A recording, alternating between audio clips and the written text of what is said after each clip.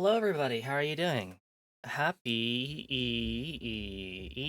Thursday. It's Thursday, isn't it? Give it up for lucky day number 13 of our charity drive. Uh, what are we doing today? Well, we're doing the thing that we've been doing for since the start of November, which is going through all 256 games for Gaza in support of medical aid for Palestinians. The bundle can be found at the following link. It is no longer available to purchase, but obviously it does include the full list of games. If there is anything that you see us play today that you would like to purchase for yourself, please go ahead and support the developers. So, how does this work? Well, let me just quickly tell you how it works.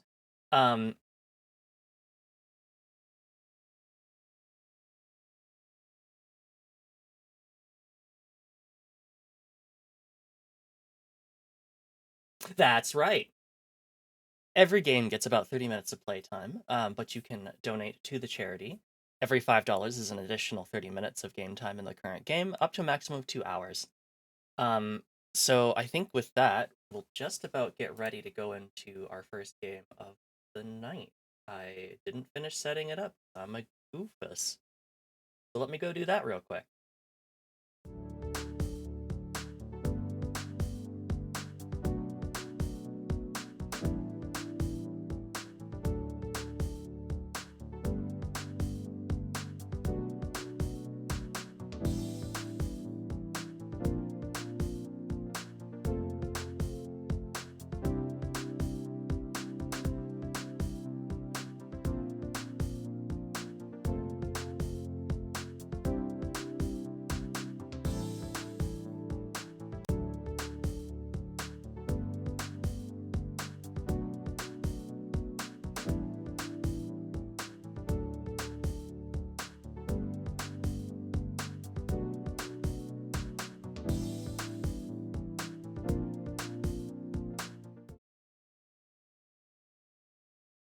Alrighty. Hello, everybody. How are you doing? Just fine. Oh, hi.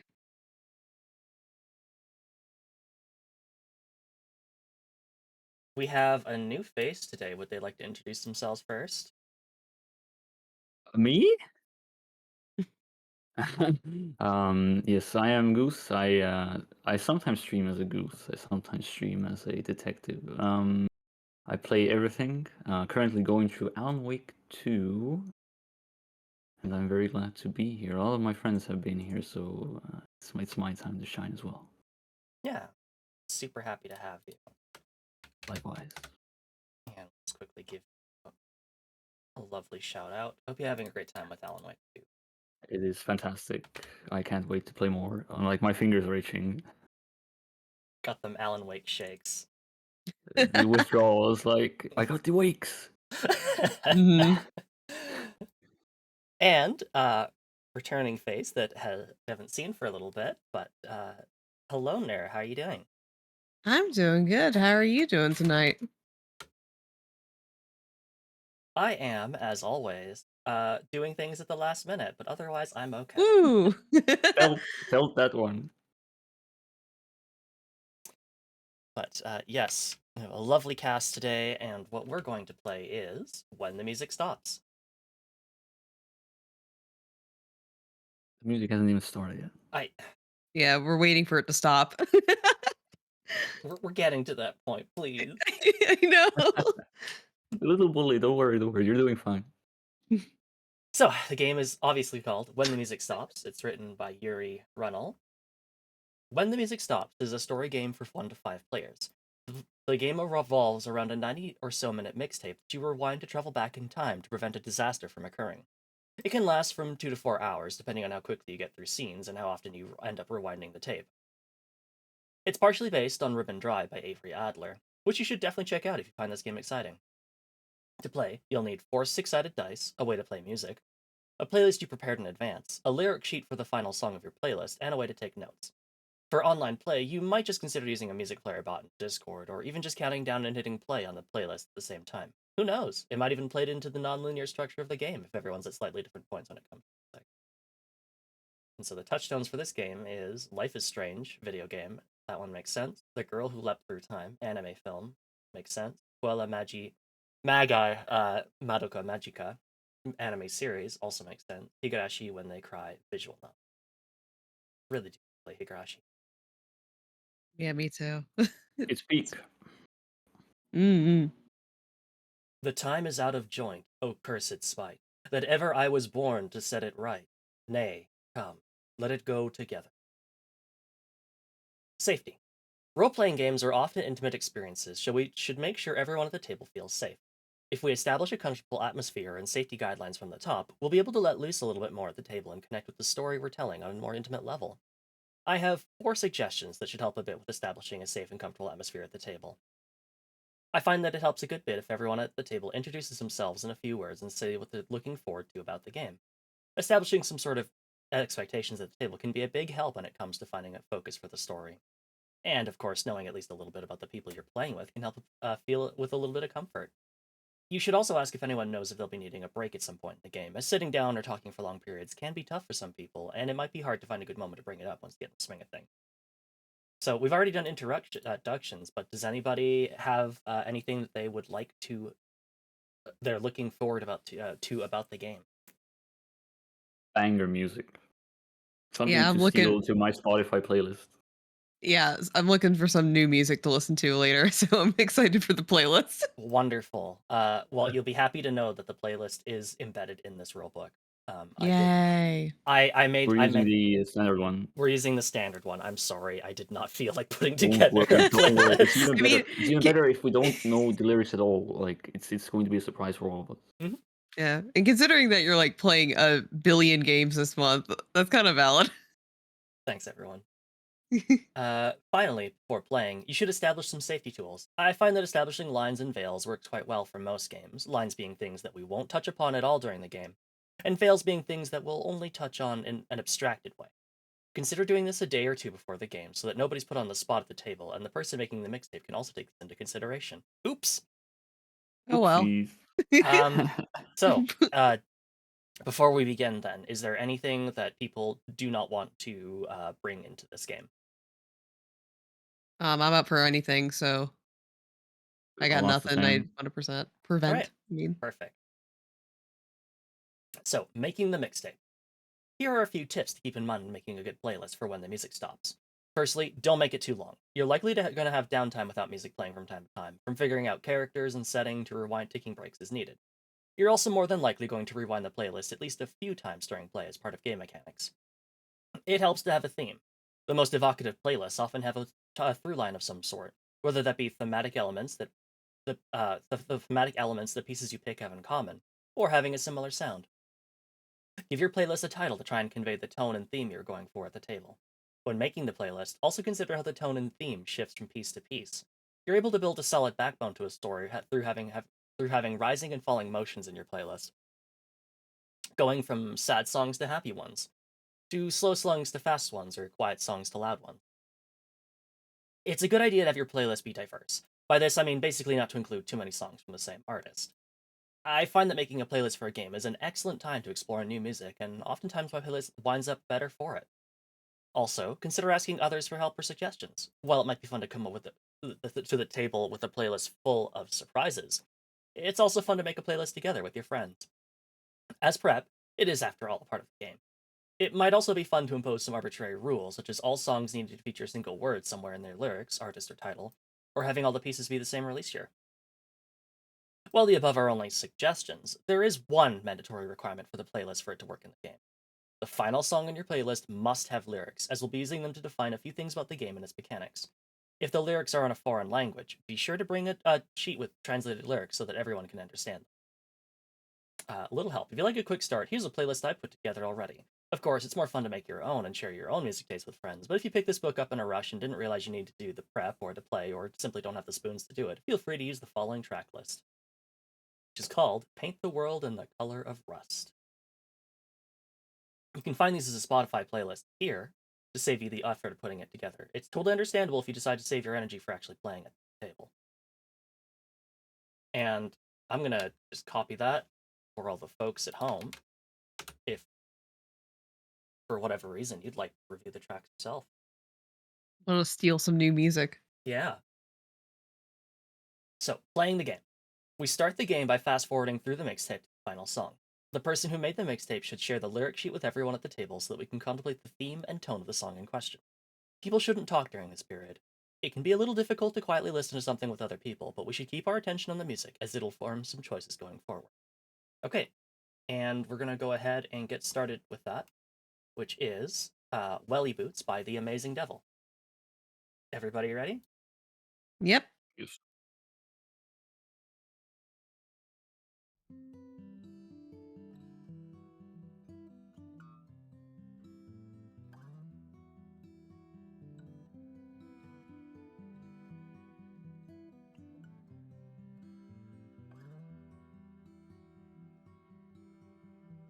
Awake, awake, you children bold, take hold of all your books and fold the corners. They warned us a storm was coming on. What do you mean you've lost your scarlet welly boots? Do you know what they cost? Wear a raincoat or it'll soak you to the bone. What's it like, the children ask? It's just like falling snow. I am above you and I love you. Don't you know that I'll be with you all along, as long as you are kind to those who are not strong and cannot find their scarlet welly boots. Cause when it's cold, I'll wrap my scarf around you, and when it's hard, I'll place your head into my hands. And when you scream that it's not fair, it's like I've gone off to the coast, left you behind, just standing there, pretending not to see your ghost. If only you could hear my voice, but you are screaming far too loud to hear me swear. Just because I left doesn't mean that I'm not still there.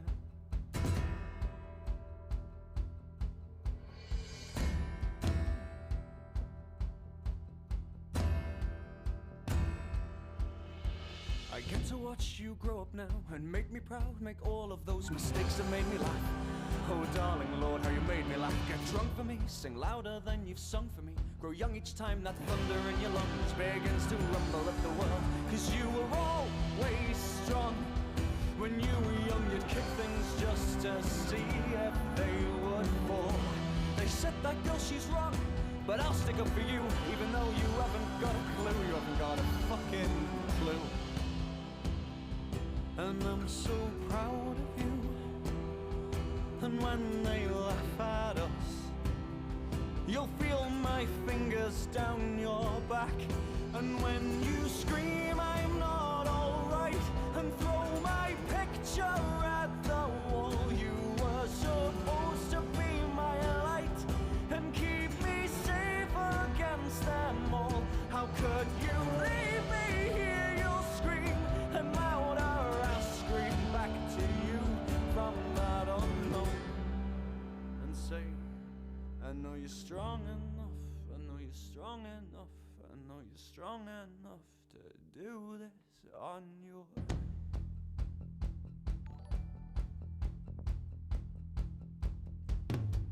I know you're strong enough to do this on your own. Strong enough to do this on your own. Strong enough to do this on your own. I know you're strong enough to do this on your own. Strong enough to do this on your own. Strong enough to do this on your own. I know you're strong enough to do this on your own. Strong enough to do this on your own. Strong enough to do this on your own. I know you're strong enough to do this on your own. Strong enough to do this on your own. Strong enough to do this on your own.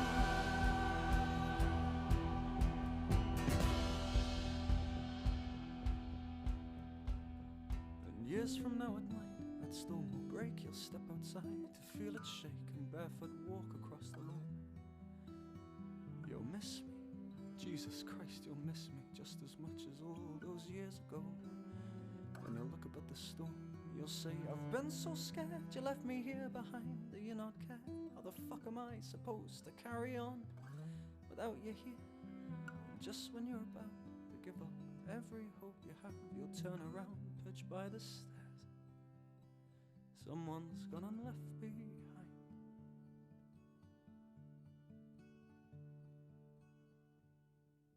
a brand new pair of scarlet welly boots.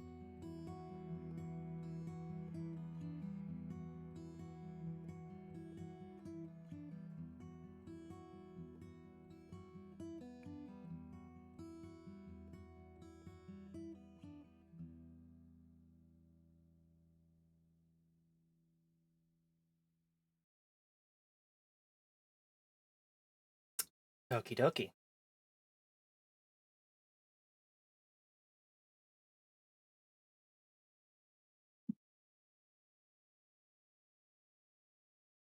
So, when the music stops, we move on to fleshing out what the disastrous event our characters will be trying to prevent is. This should be something that motivates our characters to work together to prevent it from happening. The game revolves around the disaster, and if we don't have something we're all brought into, it can make it hard to tell a story together. We should also use the final song as a bouncing board when trying to define the disaster. We don't need to flesh it out entirely right off the bat, but we should have a concept we can boil down to a sentence or a phrase, which we could lift directly from the lyrics or come up with ourselves. The disaster can be anything that our characters don't want to happen. It can be something lighter in tone, such as a problem our characters have worked hard organizing gone terribly awry, or perhaps not being able to get your hands on a rare collectible trading card in an auction. It could also be something darker in tone, such as someone dying or something important to the characters, such as their home or school being destroyed. You cannot directly resolve the disaster, at least not until the end of the game. Destiny, fates, or some sort of temporal rigidity has fixed this event in place and will prevent you from changing it by interfering directly. This will manifest as obstacles you tackle through the game. As you tackle these obstacles, you are creating ripples through time, and you might just be able to change how things work out in the end. Also, I forgot to mention, Goose, thank you so much for the donation as well. Really, really appreciate it.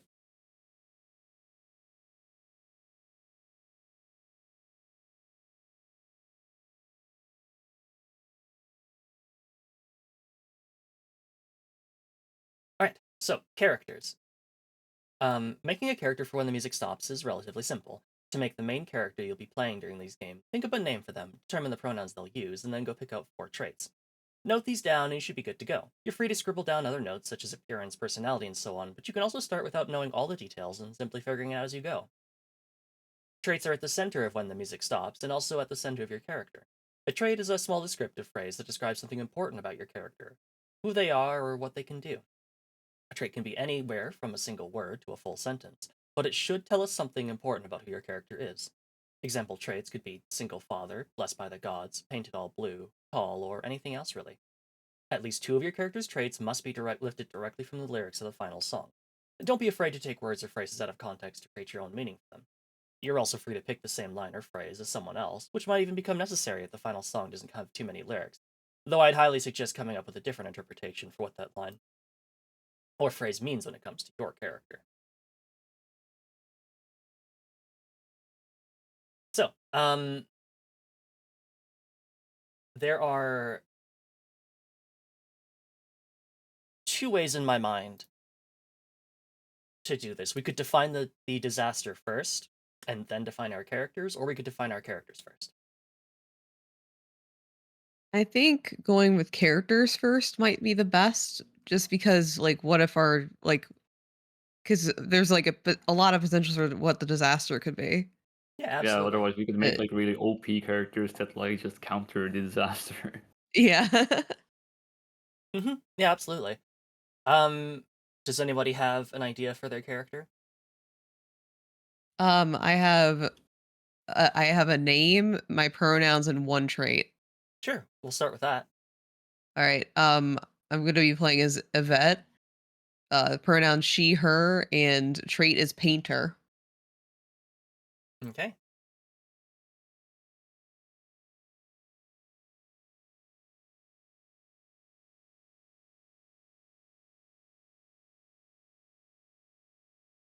I will go with my character. Their name is Corsa. Their pronouns are she, they. And their one trait so far is that they are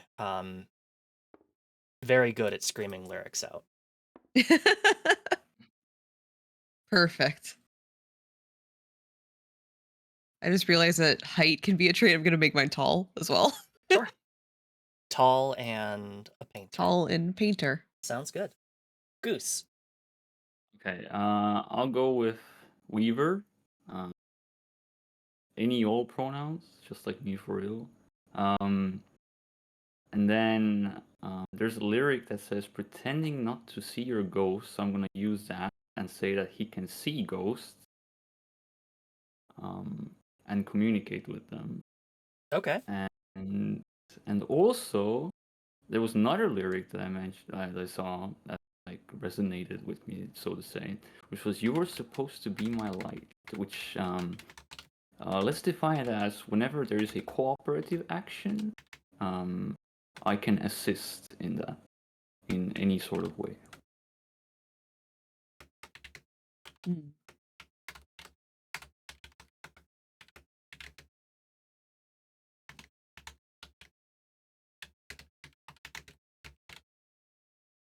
Okay. And Yvette, your two traits so far were painter and tall. Yep. And painter was gotten from the lyrics just because throwing your picture against the wall, like, oh, she painted that. She painted a picture.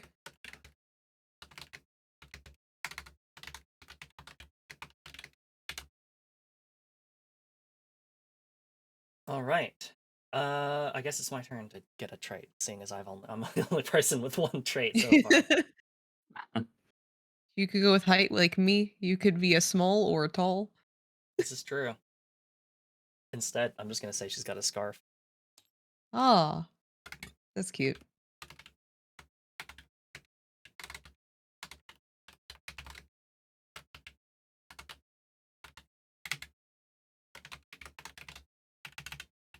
Well, my two final traits would be sleepy and ambidextrous.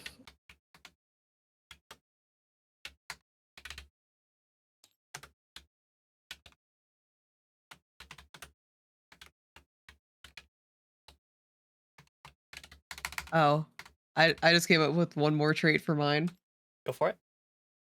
She's mute. Okay. Hmm.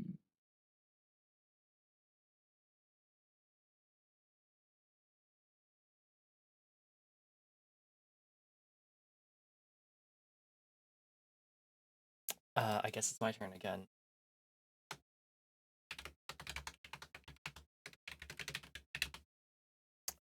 Corsa is a guitarist in a band. Ah, Nor, do you have a final? I'm thinking. Hmm. Say anything that comes to mind. First thing. Uh, all of a sudden, all of my thoughts have left my head. That's how it goes. Yeah. It's just like being asked what your favorite movie is. You haven't seen a movie in your goddamn life.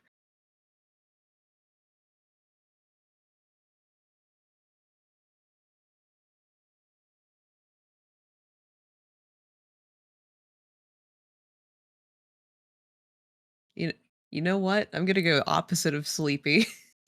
She's an insomniac.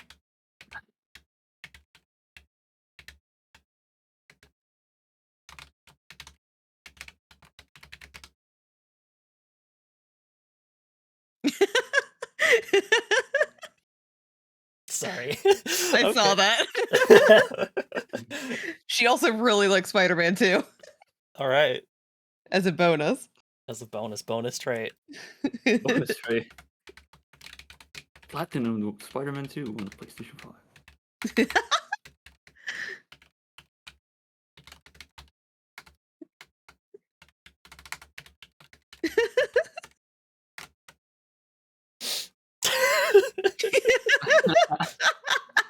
Sony shilling. Yeah. Sponsor me, Sony. Give me a PS5 just in Please. time for Death Please. Stranding. Guys, play it's the only PS5 game for 2 years. Mm. Yeah. There's no other game. No, don't say that. It'll take away my sponsorship. No. It's okay, you didn't say it. I'm Yeah, a it was PS5 me, it owner. was me. I can say those things. I said it, so now I'm blacklisted. You aren't. Okay, perfect. I'm just gonna go ahead and slot in my final one, which is Misses Her Ex. So, The Disaster. Does anybody have a starting thing for what they think it is? My first thought was like a storm of some kind, just because of the lyrics. In particular, I was imagining something like more at sea kind of thing, which those can Okay. get pretty funky. Building on that, do we want to say that someone that we all care about gets lost at sea as a result of this storm? Oh, I like that idea. I like that. Yeah, that sounds good, yeah. Mm.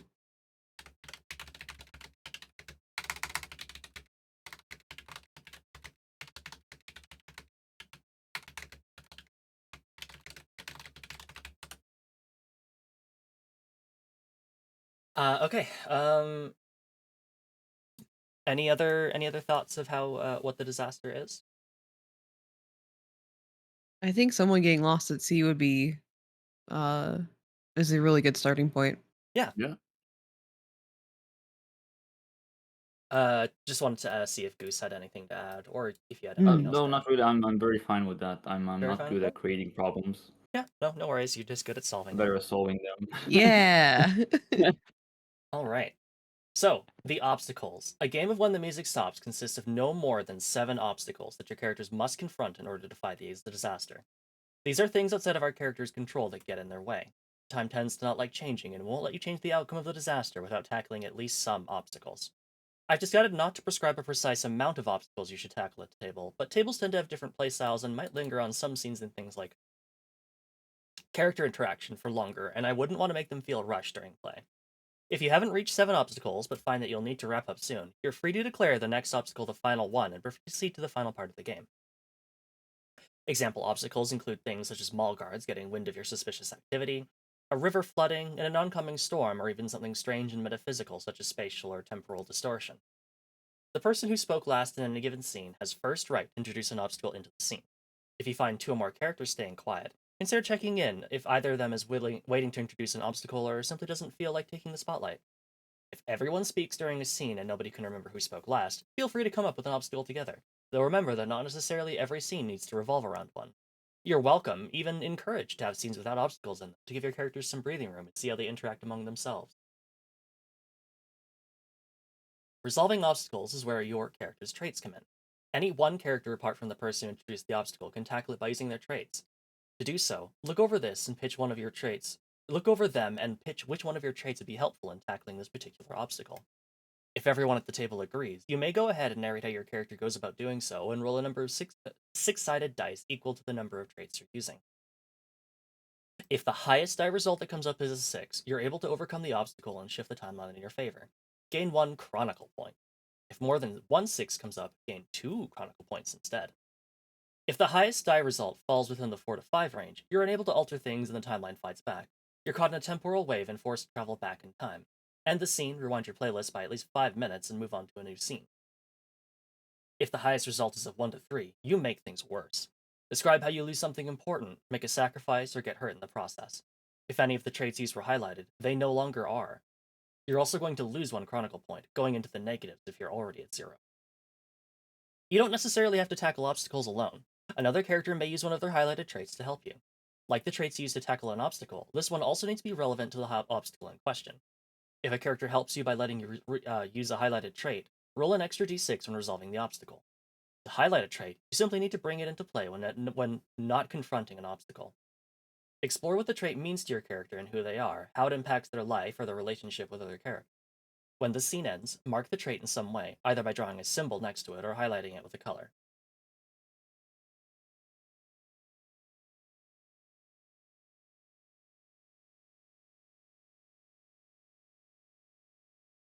we'll talk about that later. Okay, so do we rewind to the start? The answer is we don't have to. Huh. As far as I can tell, we don't rewind to the start. But we do take play. We are like at the disaster that we're trying to overcome. So, we do need to travel back in time to an obstacle to prevent it. Okay. Does anybody have any ideas for an obstacle that we would need to overcome for this disaster?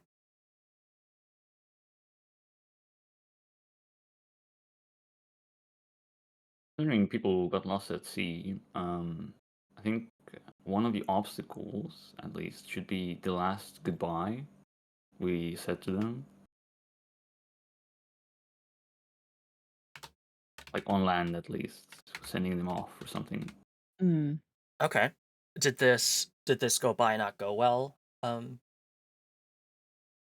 Or something?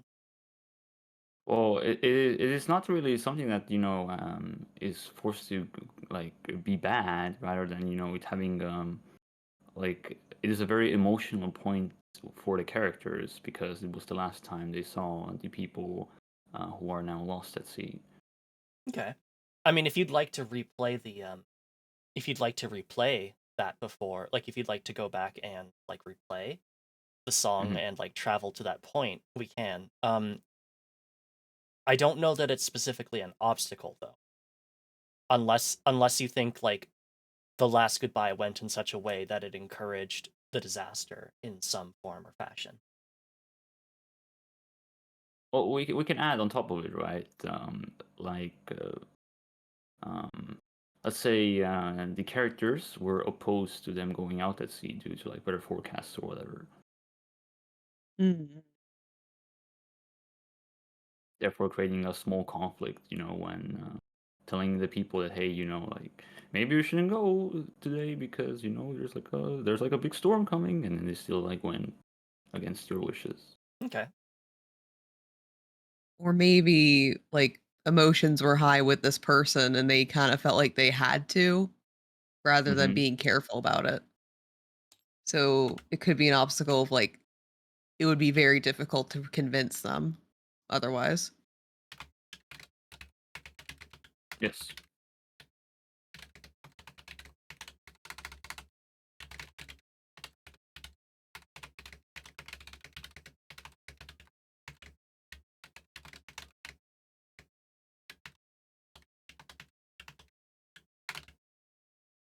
Okay.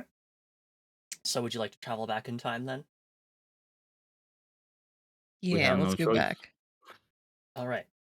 Um, do you have like an idea of where in like how long ago we said the last goodbye to them? What time frames are we talking about here? What's our measurement of time? Whatever you want. You could make it literal with the actual runtime of the songs, like considering it's 90 minutes, or Mhm. you could say that each song takes place like a week or so apart. It doesn't matter. Okay. Okay. Or it could just I was kind of interpreting it more in like kind of like TV show or movie scene kind of ways where it just kind of depends on how much time passes between each scene, which the scene would be the song. Hmm. So it can just kind of be like whatever you're feeling like. There's time passing between each song. Hmm. Okay. Well, I guess it already had to have been at least a week, right? Um, Does it? I think so. I think a week is a very good time period for things to really settle in and people like calming down or still like having like enough stress, but not like the initial or shock reaction to start deducting things Okay. and working on solutions. Um, So let's say like one song is about like 2 days. One song is about 2 days. Okay. Okay. So when did we think- last see this person?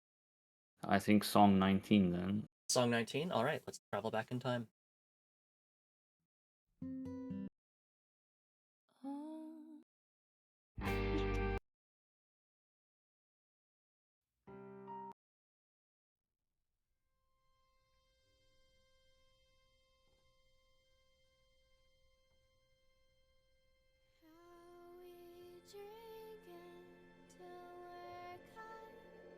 Okay.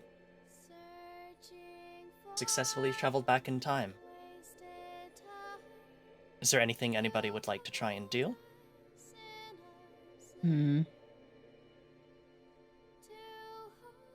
I can try convincing the person that Spider-Man 2 is now available with the purchase of the PS5 and that they should stick around to see what's up with it. Okay. If that's what you'd like to do. That is actually Yeah. the thing you can do, yeah. Yeah, I can. It's my secret stat. All right, so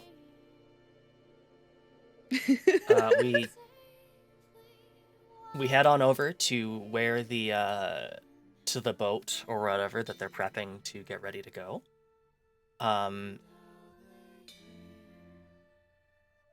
Is there anything that you'd like to say to them?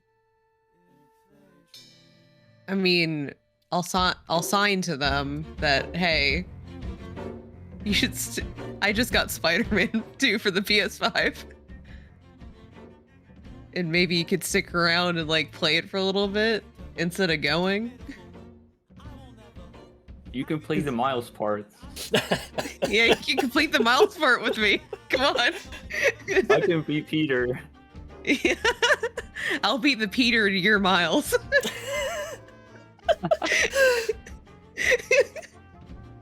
I don't know though. I've always been partial to Peter. You know what? You can be Peter. I'll be Miles. Please don't go. I just really want to play with you. Like, I'm desperate. I really gotta go out to sea to get this catch though. You haven't played this game yet, though. What if you get spoiled? Yeah, what if you get a spoiler? Out on the sea? You can get signal out there. You could know be what? The lighthouse is like You know sending what? like Morse code that spoils Spider-Man. Yeah.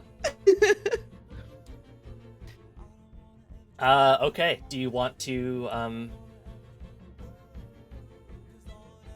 go ahead and roll to see if you resolve this? Yes, I do. How many what traits are you using to do this, to convince Well, them? I mean, I think, but like, the Spider-Man 2 fact is tagged onto Insomniac, so just have one. Okay. Oh my god. I think it's just one.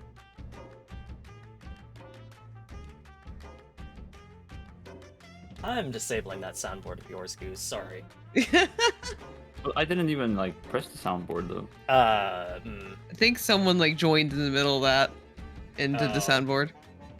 Don't do that, please, everybody. That's not cool. I didn't see who it was. I just heard someone join in. Rude. Okay. So.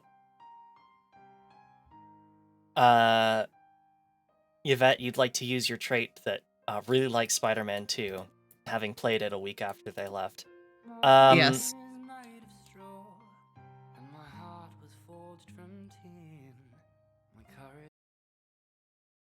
Goose, was there anything, any weavers or anything you'd like to use to assist them with? I can use my assist trophy. Your assist trophy? Yes. I can add another die to that. Yeah. Just in case. Didn't press the soundboard though, even though I did hear it. Oh, do you just have like an automatic thing to join? That's okay, Nash. Okay, so... Oh wait, no, you know what I just realized? Hmm?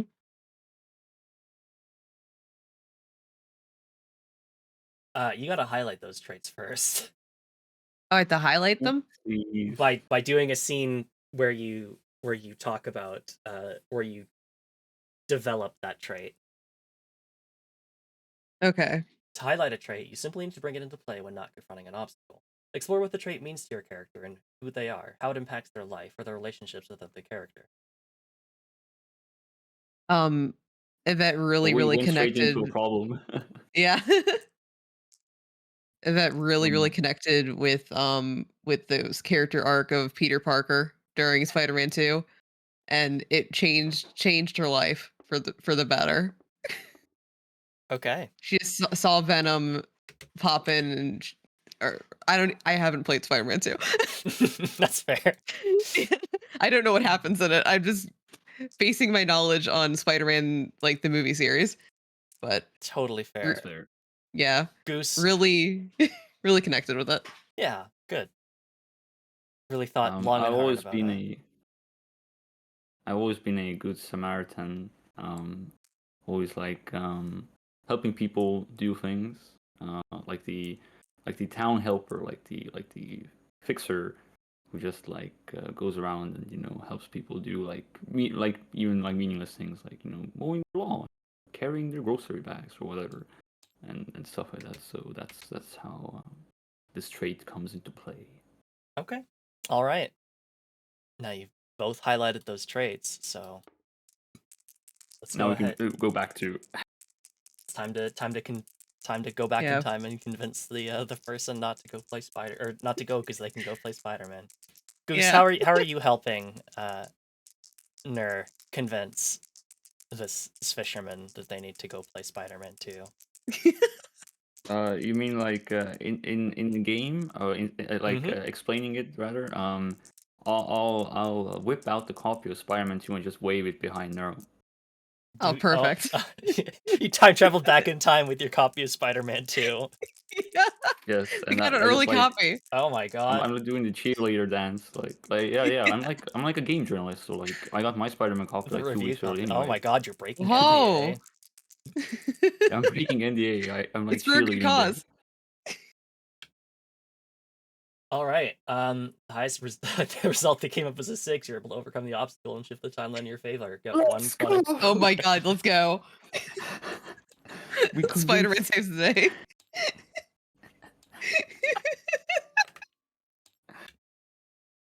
Thank you, Peter Parker. Yeah, thank you. And Miles. And Miles.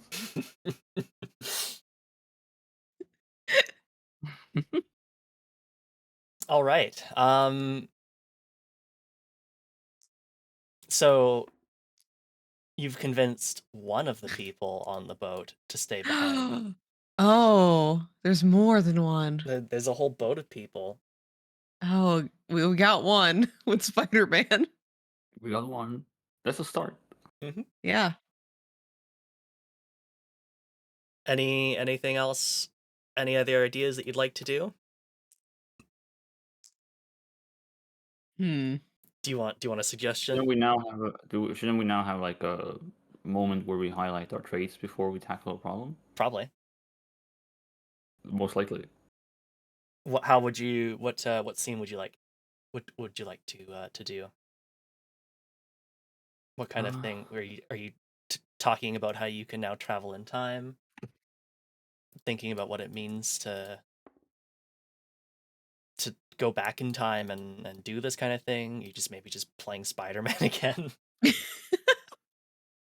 Well, considering my character can see ghosts, I think it was like let's just do some character building here. Okay.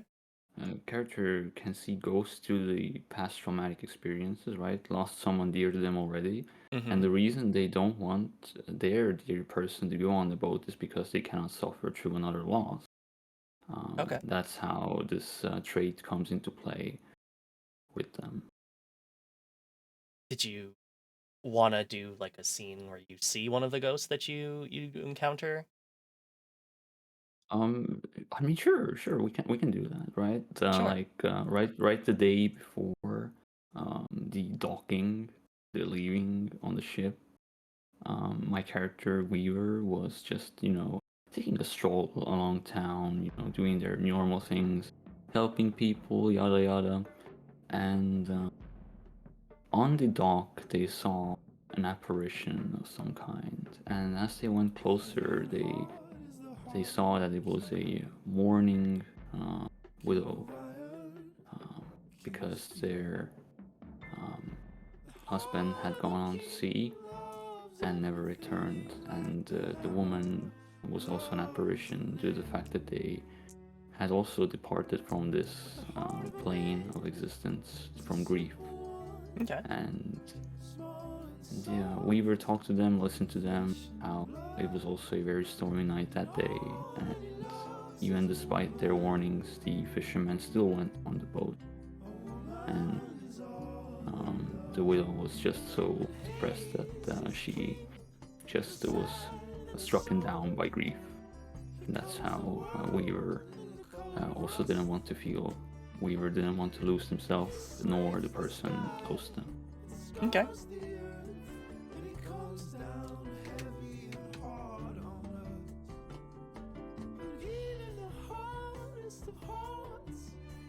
Nir, is there anything you'd like to do?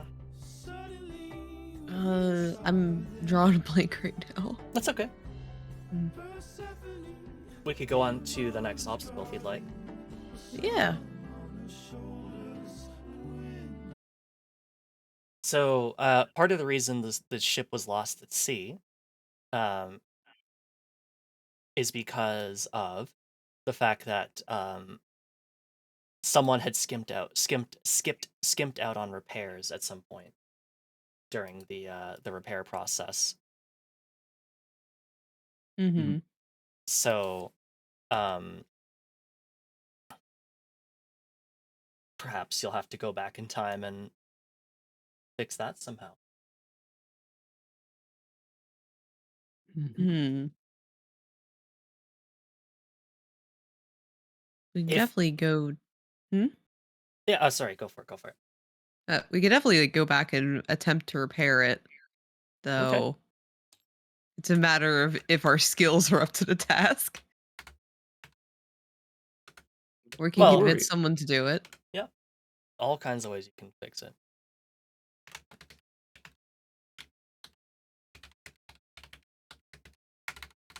How far back do we go then?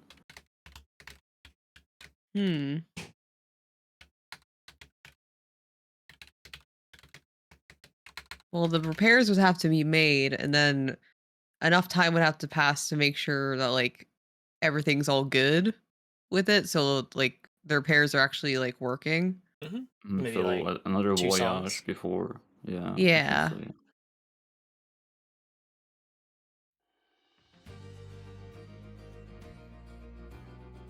Not gone back, not gone back with that knife. I see. So, you've arrived at the dockyard where they were repairing the boat. Are you going to try and repair the part that they missed yourself, or are they going to try and like convince somebody to do it for you? I mean, my character, Yvette, like since she is mainly a painter, and that's what Uh-huh. she does. I think she is very ill-suited for repairing it herself. Okay. So, as far as she goes, she will probably try and convince someone else to do the repairs. Mhm.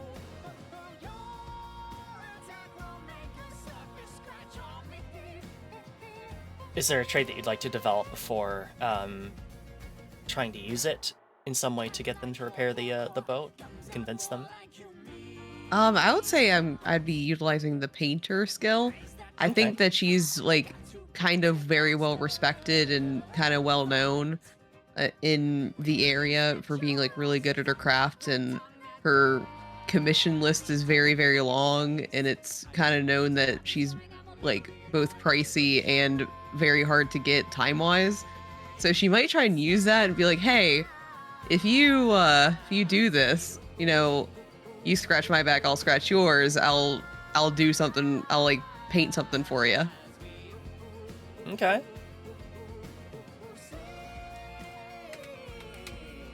Go ahead and mark that down. Let's see if there's anything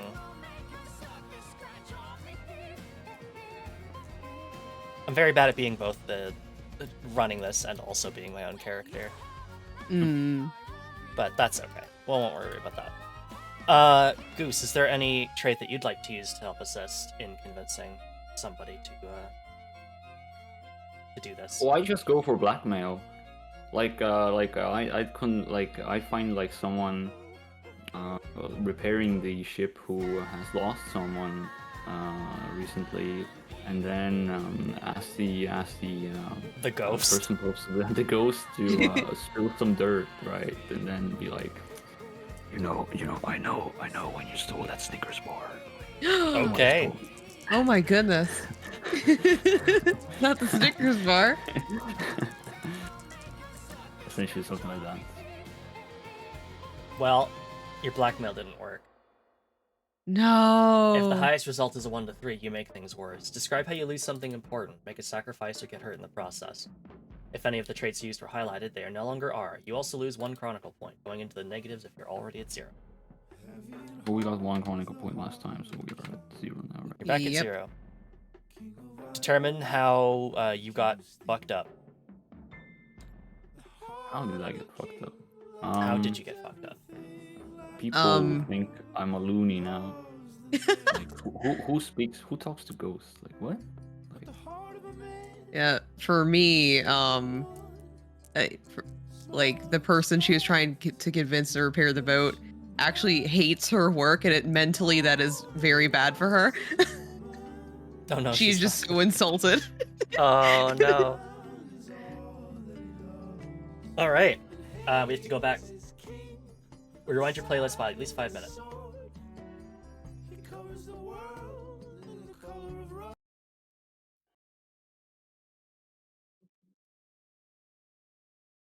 Oh, excuse me, I've got to do an ad first. Oh.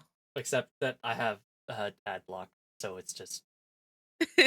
just silently. Just silently doing that. Silently judging you.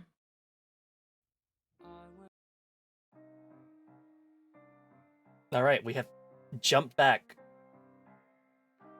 in time because you both suffered traumatic horrors from being insulted. Yeah. Yes. Oopsie. So, my reputation. Now what? Do you want to try and find some other obstacle to fix here? Maybe there's some way that you can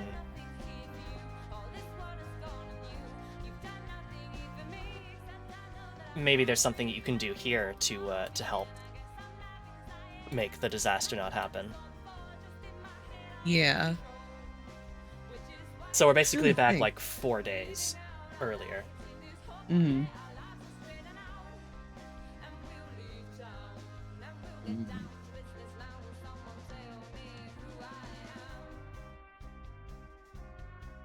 I would say that the fishing trip is like something is being organized in advance. So what if we try and get it canceled?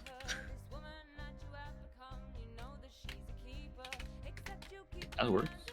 Cancel or reschedule. Yeah, I was about to be like, maybe we can reschedule the thing. So maybe maybe an event you can bullshit. Are there traits that you want to use to do that right away, or do you want to develop something before we go in? Before you like go in to try and cancel something?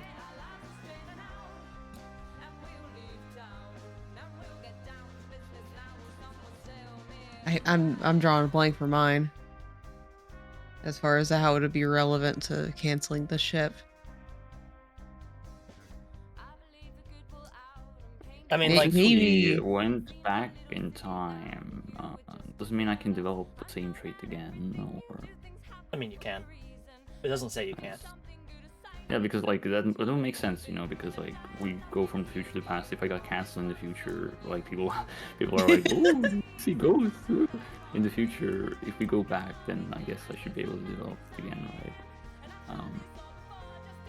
Yeah, that makes sense. So I guess I would do it the same way as I would solve the problem. Technically, is that like one night when I was asleep, a ghost appeared in front of me and told me that, hey, there's going to be an accident at sea, and you should, take great care, otherwise I'm going to lose someone.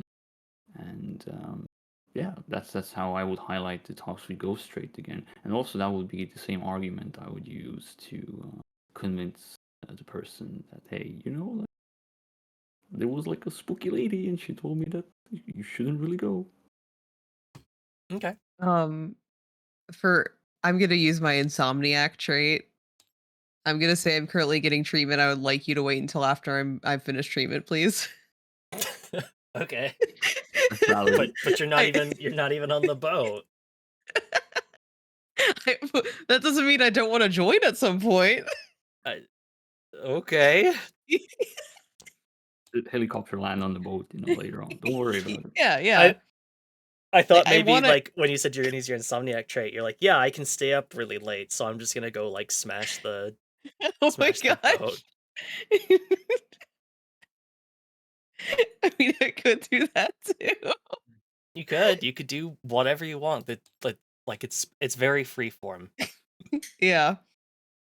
Okay. I think I am gonna smash the boat though. All right. Because I can stay up very, very late. Just like me, for real. Well, one of you is trying to smash the boat, and the other person is trying to convince them.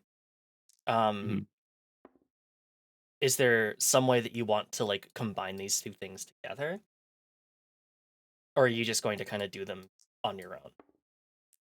I mean, Try to convince people. If not, we are going to smash the boat. We're not threatening. the angry ghosts will smash the boat. Yeah, the ghosts are gonna do it, not me. The ghosts. All right.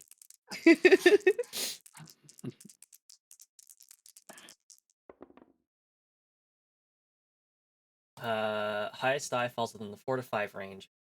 You're unable to alter things and the timeline fights back. You're caught in a temporal wave and forced to travel back in time.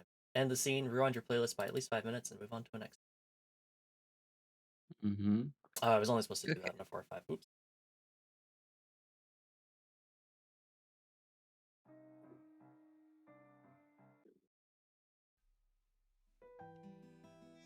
Well, you failed at smashing up the boat, or convincing people that you smashed the boat. So what now?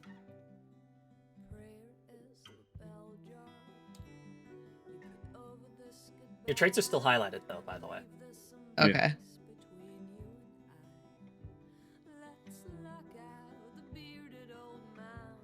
So,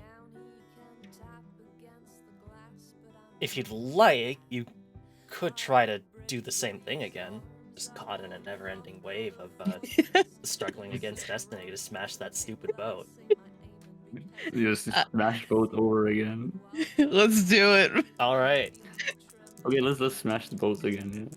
And then I can use my trait that assists others, so I can help smash the boat. Yeah. Good news. You got a 6. We smashed the boat. You have successfully smashed the boat. So the boat is no more. You have gone back in time repeatedly and smashed up the boat, meaning that this trip will never happen. How much longer do you guys think you want to go for? Do kill a boat with a ghost, the iconic tabletop RPG game. We killed the boat with a ghost.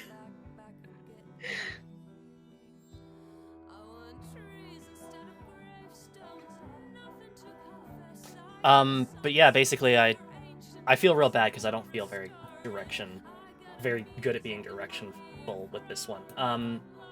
But is there anything else that you'd like to try and do as far as like resolve obstacles? Do you want to try and end it here and go for the epilogue? What do you think? How do you think you're feeling now that you've managed to smash the boat with a ghost? I mean, I'm not sure how else they're getting at sea this time. This is true. We kind of did it. You did it. You did it in a weird way, but you did it. Once you've confronted your final obstacle, we'll move on to the final phase of the game, which is coming head-to-head with the disaster itself. We'll explore how our meddling has changed things, if it even has, and how that affects our characters.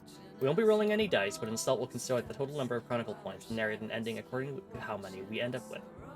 If we have 0 chronicle points, our meddling was meaningless, at least when it came to actually prevent the disaster from happening. Perhaps our characters are more invested in what happened, or perhaps more invested in each other, but in the end we were unable to change what happened in any meaningful way. Things might play a little differently, but the effect it has on people is still the same.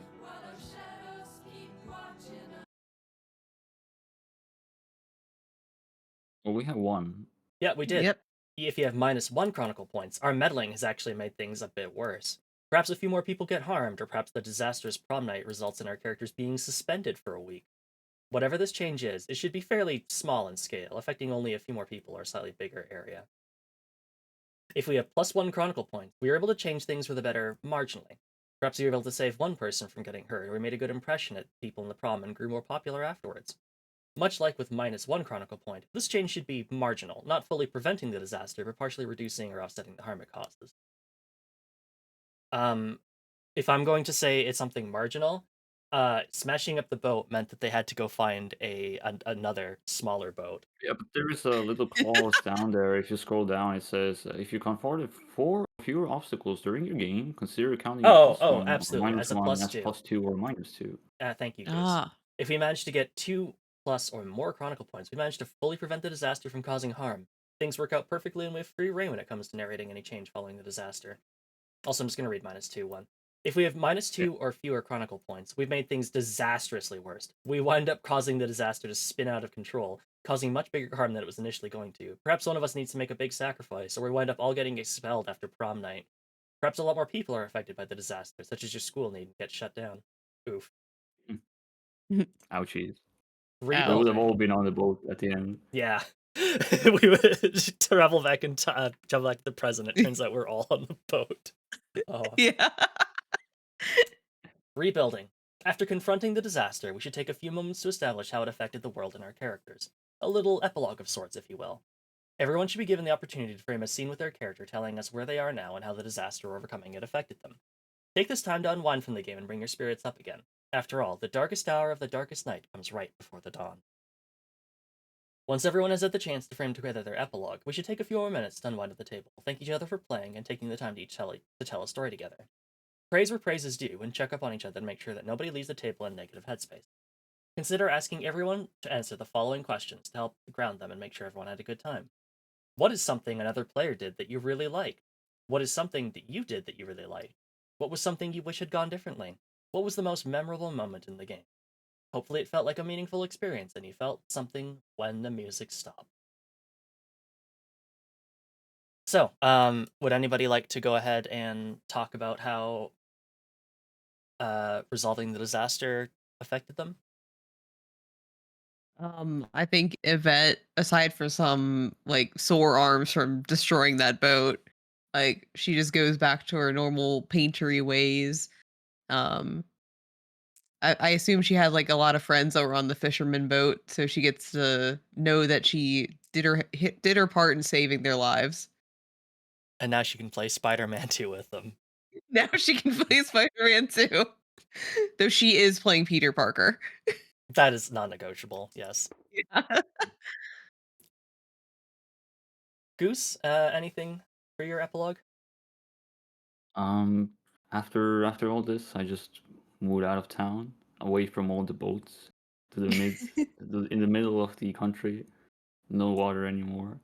I just sat down and booted up my PlayStation 5 to play the hit game Spider-Man 2. Yeah! It all goes back to Spider-Man. Too many ghosts on the water. That's understandable. Yeah. No ghost in Spider-Man, so No, absolutely not. at It's least just I hope so. Peter and Miles. Mm-hmm. So, what did everybody think of that game? That was a nice little experience. I'm gonna steal some songs. Yeah, absolutely. Steal Very the whole nice thing if you'd like. freeform game. Yeah. Really liked how freeform it was.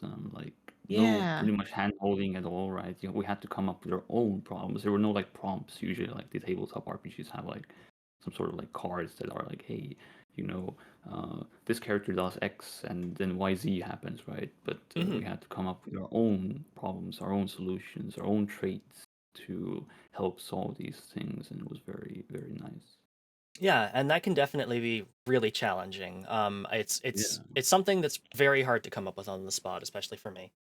But yeah, especially with no prep time. Like this, I think this game really needs like prep time to properly Mm. play. yeah, like that would probably be for the best. It's just kind of like with the nature of this charity drive, I don't want to put too much prep time into anything. That is completely fine. We still had a Yeah. very, very good session, I say. Well, thank you. Yeah. Like, if anything, Spider-Man 2 is now on my downloads list. Excellent. I'm glad we made some positive difference in the world. um yeah, I really enjoyed the central concept of like traveling back in time through like a thematic playlist. Um I definitely think, I guess it's kind of just left up to interpretation how, like, if you're just meant to be listening to the playlist the entire time, or like you're only like you go to like a certain song and play it. Um but I Mhm. guess that's just kind of like up to your decision at your Yeah, table because how you'd like to do it. at the start of the game said like, hey, you need to listen to the final song's lyrics because they're very important, and then like the music like playlist and lyrics and something like never really came up again.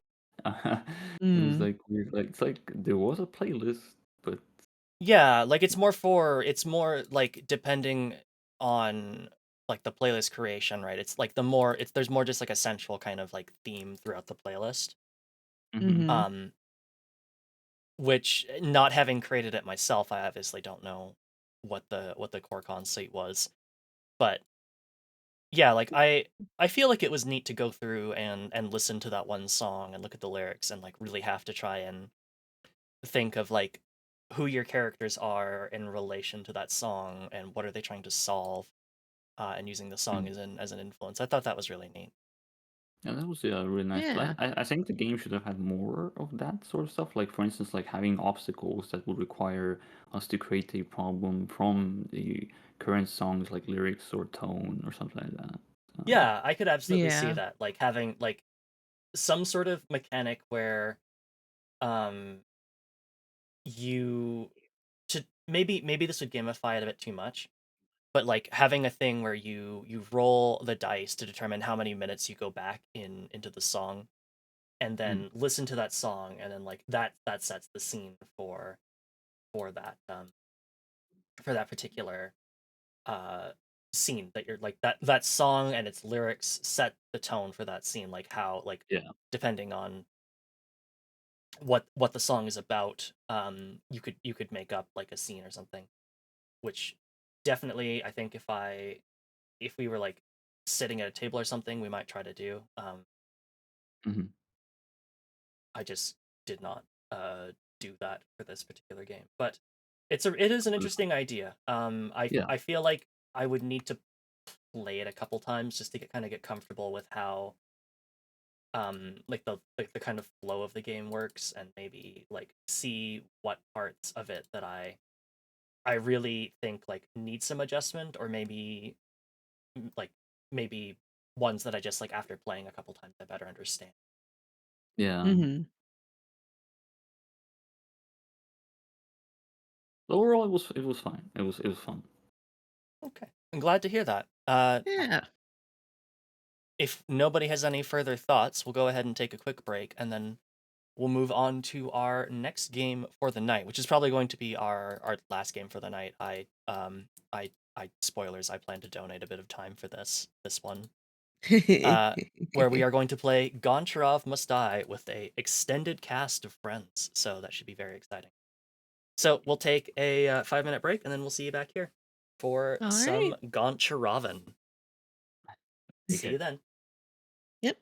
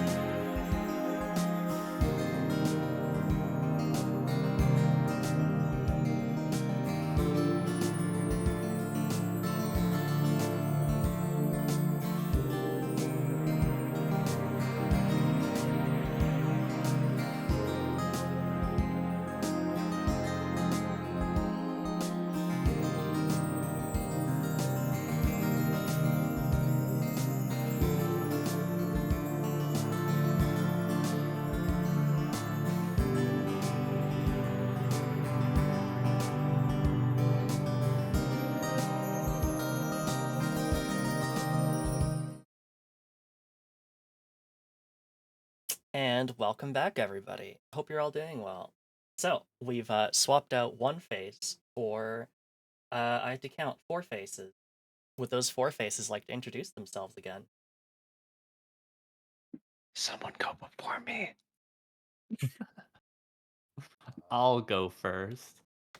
Hello there, it's me. I'm Ocean. I've been here a couple times. I do doodle stuffs usually, but today I'm being an actor.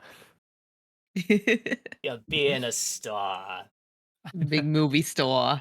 Oh yeah. I guess I'll go next. Oh yes, Tasa, are you aware you are Uh, still a rat, by the way? I did. Okay. Sheppy, sorry, Sheppy, are you going next, or who's going? I can barely hear you. Do you have your mic next to you? Yes. Let me turn it up. Sorry. Yeah, you're on 200% and I can barely hear you too. You might want to turn that down right now, Jump Replicant. scare. Hello? Can you hear me now? Yeah, that's much better. Yeah, it's better. Oh, okay, good. Mm. I am Sheppy Sheps, the Explosion VTuber. I'm a variety streamer. I do art. I play a bunch of games, mostly single player focused. Right now, I have the Baldur's Gate 3 brain rot, so that's where I am right now. We all love Baldur's Gate here, I think. I lied. I don't even have Baldur's Gate. I'm sorry, I'm a fraud. Quick, we need to get Shirk on Baldur's Gate stat. One I day. still have no idea what CCs the of game's Baldur's about. Gate 3. It's about Baldur's Gate, obviously. Yeah. This big ass gate. Oh no. Do you want me to go? Sure, if you'd like to go, Tasta. Yeah. Yeah. Hi, my name is Tospu. I go by they them pronouns. I'm a D&D map creator and variety streamer. And I am usually the one getting bullied and scared on stream. Haha. This is very true. Oh yeah, my pronouns are well, today I'm gender fluid, so I'm feeling he him because I've been Al Pacino all day. Sounds good. Channeling your Al Pacino. Yeah. Okay, Replicant. Hey guys, my name is Replicant, your local variety elf YouTuber. Lately I have been physically torturing myself on stream and being emotionally compromised over the Like a Dragon Gaiden ending. Mm-hmm. But no, I usually just do platformers, shooters, or RPGs. Right now, for a sub goal, I have to push out the Hedgehog for 27 endings. That was a mistake. Uh, I don't know how I 100%ed that as a kid. Lots and lots of time. Thank you, Yeah. Martin Scorsese, for the $10 donation to charity. oh my god, the director's here. The Oh my director of the goodness. greatest Goncharov is masterpiece one of my ever favorite made. films. Good luck. Yeah. Tell me about your opinions on the MCU, Martin Scorsese. Please. They sure are movies that were made. This is not cinema. You're right, it's a masterpiece. This one does not spark joy. Okay, so everybody, thanks to Martin Scorsese's generous donation, we'll be playing an hour and a half of Goncharov Must Die, as the director Oh, intended. yeah. So, My favorite. Before we start, I have a question. Who's seen Goncharov? The masterpiece. I No. have. No. Oh yeah. This is how I learned it was a movie, apparently. I was Yeah. in the Real movie that Goncharov actually exists. fandom on Tumblr Okay, way back. okay, I'm going to spoil the fun here. I'm sorry. For anybody, I know, I'm sorry. I do not feel great gaslighting my audience. For anybody not aware, Goncharov is a fake movie created because an AI recognition software completely misread the name of one of Martin Scorsese's films, and then Tumblr decided to just make an entire movie up. So if you've never seen it, because it doesn't exist. It's been very seen fun. it 10 times. Nerd, watching it inside your mind does not count. The brain movie is real. Real to me. It's So real. if you are sitting here wondering like why the fuck are they talking about Goncharov as if it's a real movie, because it's part of the fun. But for anyone not in on the joke, now you are. Congratulations. I appreciate it. You're welcome, Tassa. My favorite part is when Ice Pick Joe goes up to that Russian mafia guy and says, "Nice to see you," and stabs him. It's iconic. Yes. But yes, now I from gotta here say on that at out, some point. Goncharov is a real movie, and we are doing a recreation of it. Oh yeah. 1-to-1. Perfect voice acting and Yep. everything. Mhm. All right. Uh-huh. So, Goncharov Must Die, written and designed by Miner Lenahan, and art by Prudence Terry. What this game is the tragedy of a man who isn't sure who to serve, if anyone. Also, strictly speaking, this game is an unofficial adaptation of the 1973 movie Goncharov. In it, players will take on the roles of any of the 7 major roles in the film. They may choose scenes from the movie, scenes created whole cloth for this game, or scenes of their own invention. Through playing, players may perform their own version of the world's greatest gangster film. They will roll dice to achieve what their character desires, using pre-selected stats to achieve what they want, or fail and look the fool.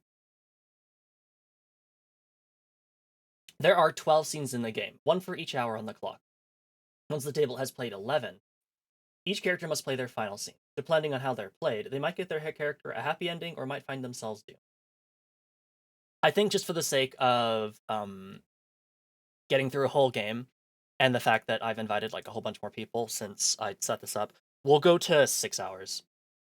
I know it is not nearly as thematically appropriate as, like it misses out on the whole symbolism of Goncharov's a grandfather clock, but Yeah. for the sake of getting through the game, we'll have to make that sacrifice. I'm sure Martin Scorsese would understand. Either way, remember, Goncharov must die. What you need. To play this game, you'll need the following. This book, each of the character playbooks, pens, pencils, erasers, or a computer. A soundtrack, which is a combination of the greatest hits of the Rolling Stones, the orchestral score of Goncharov, which I've got up, and whatever feels right. 2 6-sided die, 2d6 for making actions, and a 12-sided die, 1d12 for keeping track of time. I'm going to be using a counter for that because it's nice and pretty. Sweet, sweet digital circuits. Mm. Prologue. In Leningrad, members of a major Russian gang are caught in a brutal shootout. The only survivor is Ivor Goncharov, Robert De Niro, a lieutenant, who is shot in the leg and given a warning by the hoodlum who shot him. Get out of town if you value your life. So he does. He flees the country with his wife, Katya, Sybil Shepherd, and goes to the last place anyone would look for him, Naples, Italy. The life he has here is a far cry from the luxury he enjoyed back home. His apartment is small, he works at a tiny Russian-owned cafe. His wife is miserable, missing the life she had before. Goncharov tries to be happy with the small life he has, but it will not last. Content warning and themes.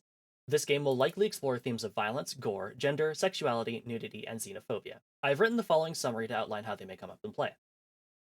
Violence and gore. Violence tends to be fairly common in gangster films, so much that I named an expertise after it. It is rare to have one without an element of gun violence, murder, torture, or many other forms of brutality. Luckily, in this particular era of cinema, the effects aren't particularly realistic and tend to be very heightened for purposes of drama. Talk with your table what level of violence and gore you're comfortable with. Perhaps it is something that might appear off-screen or off-camera and doesn't have to be described in any elaborate detail. So, I will quickly ask of all of you, what level of violence are you comfortable with? Godfather, pretty much. Anything that happens in The Godfather is fine. Saw 3. True to the movie. Mm-hmm. I'm fine with anything. Okay. Sounds good. Gender. The films of Martin Scorsese often focus on groups strictly segregated by gender roles. Men struggle to show weakness or be openly intimate around other men. Many of their stronger feelings are released in motivations of high violence or otherwise bottled up in unhealthy ways. Weakness is attacked instinctively, and homophobic slurs are used to disparage characters. Women, on the other hand, often face misogyny and are often excluded from many of the criminal enterprises that men freely partake in. They are often relegated to either domestic life or some form of sex work. All characters struggle to fit in within that binary of gender roles. Queerness certainly exists, but it is rarely explicitly referred to. In this game, we focus on a number of people struggling to fit in and break out of their gender roles.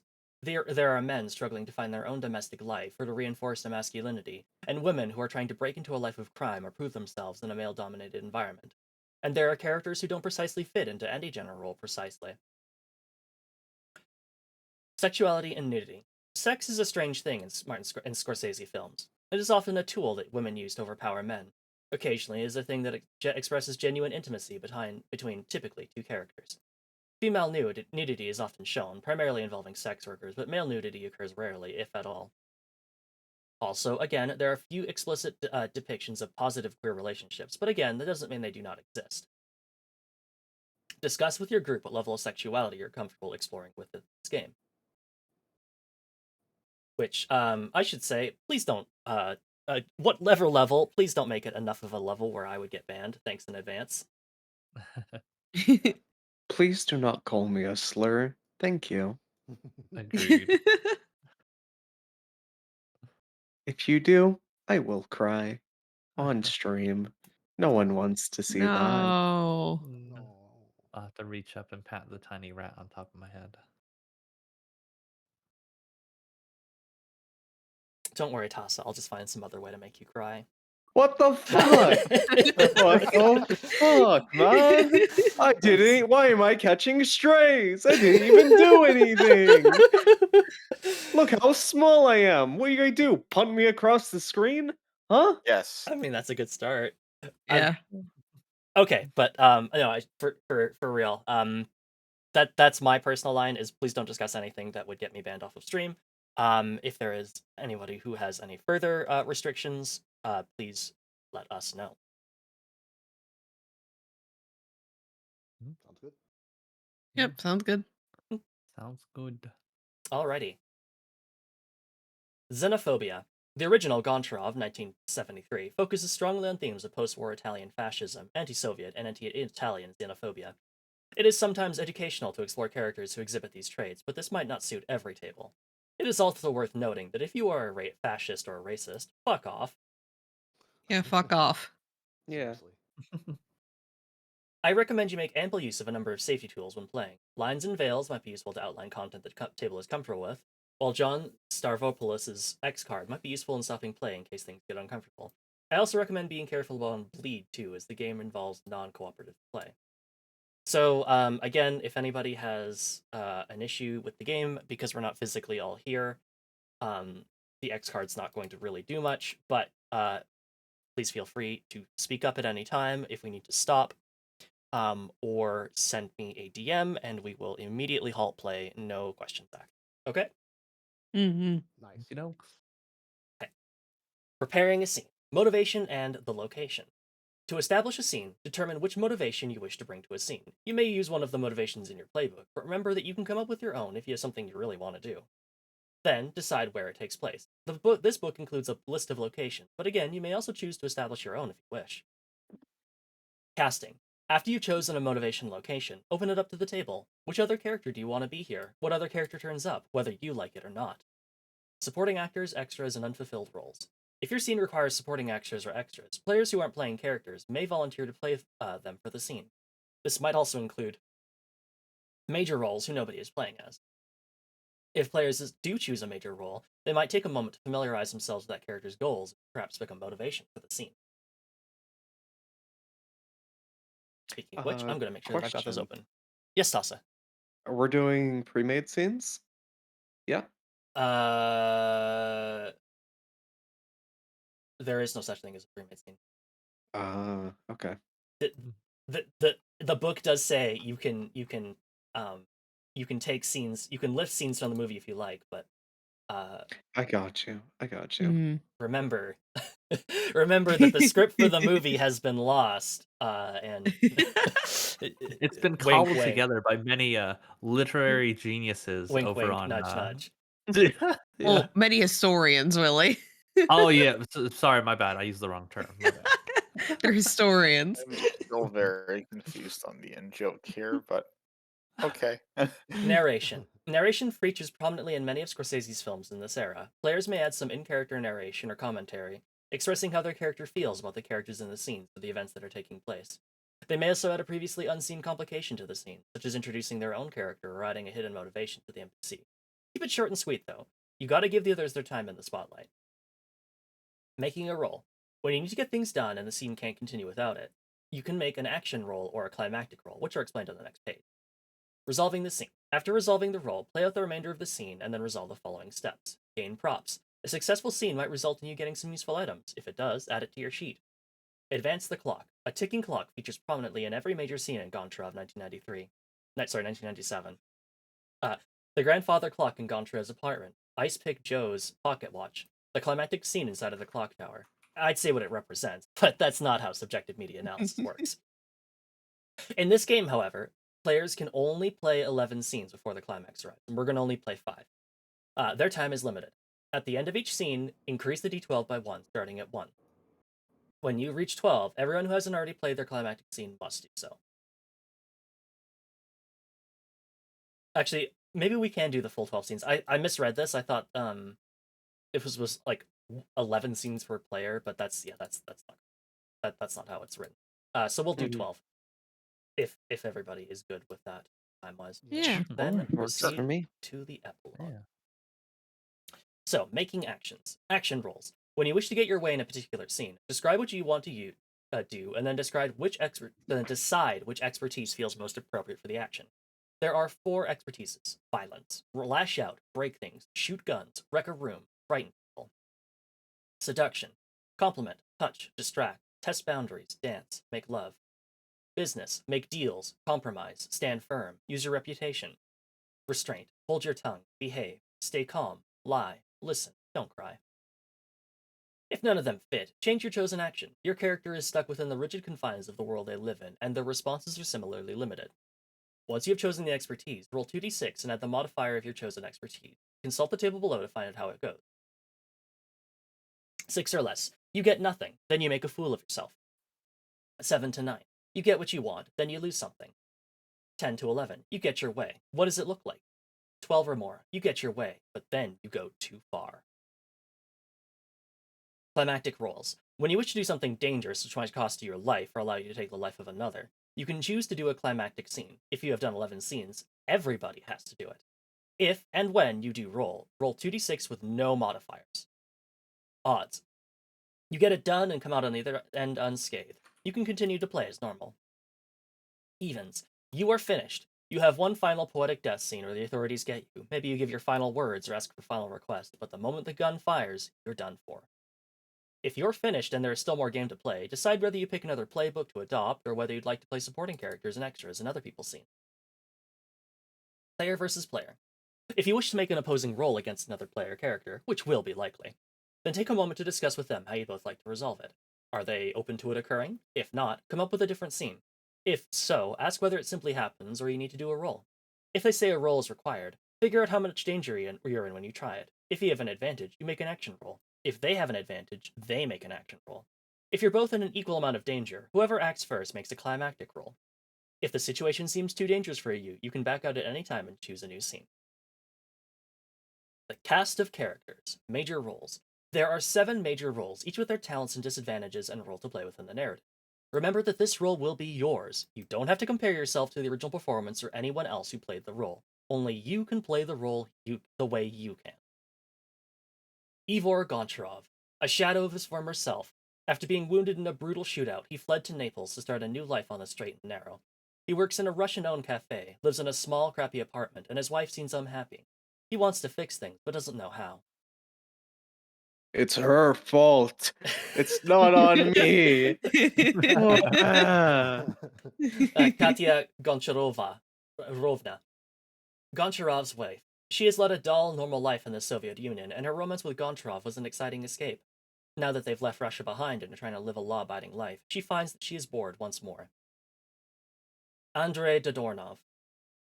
Goncharov's friend. He somehow avoided the shootout that got Goncharov and the others. Sure, he might be sleeping with Katya, but he just wants Goncharov back to his old self.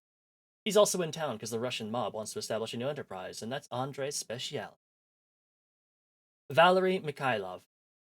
Goncharov's brother-in-law, a cop back in Leningrad, but currently on vacation in Naples. He is the brother of Katya and has only recently learned that his sister is alive.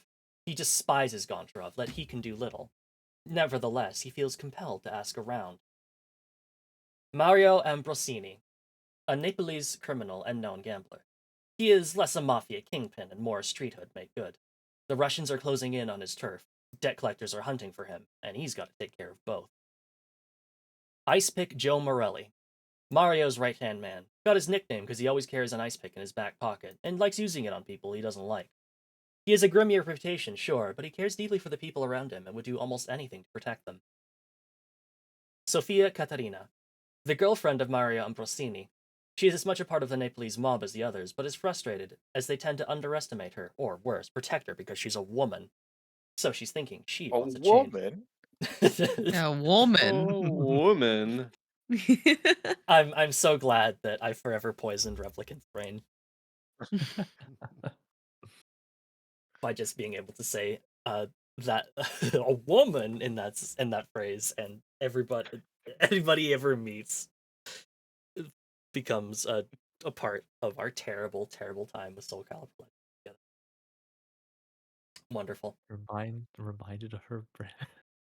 Oh my god. Doing an accent. The quality of the accents in a 1973 film vary widely.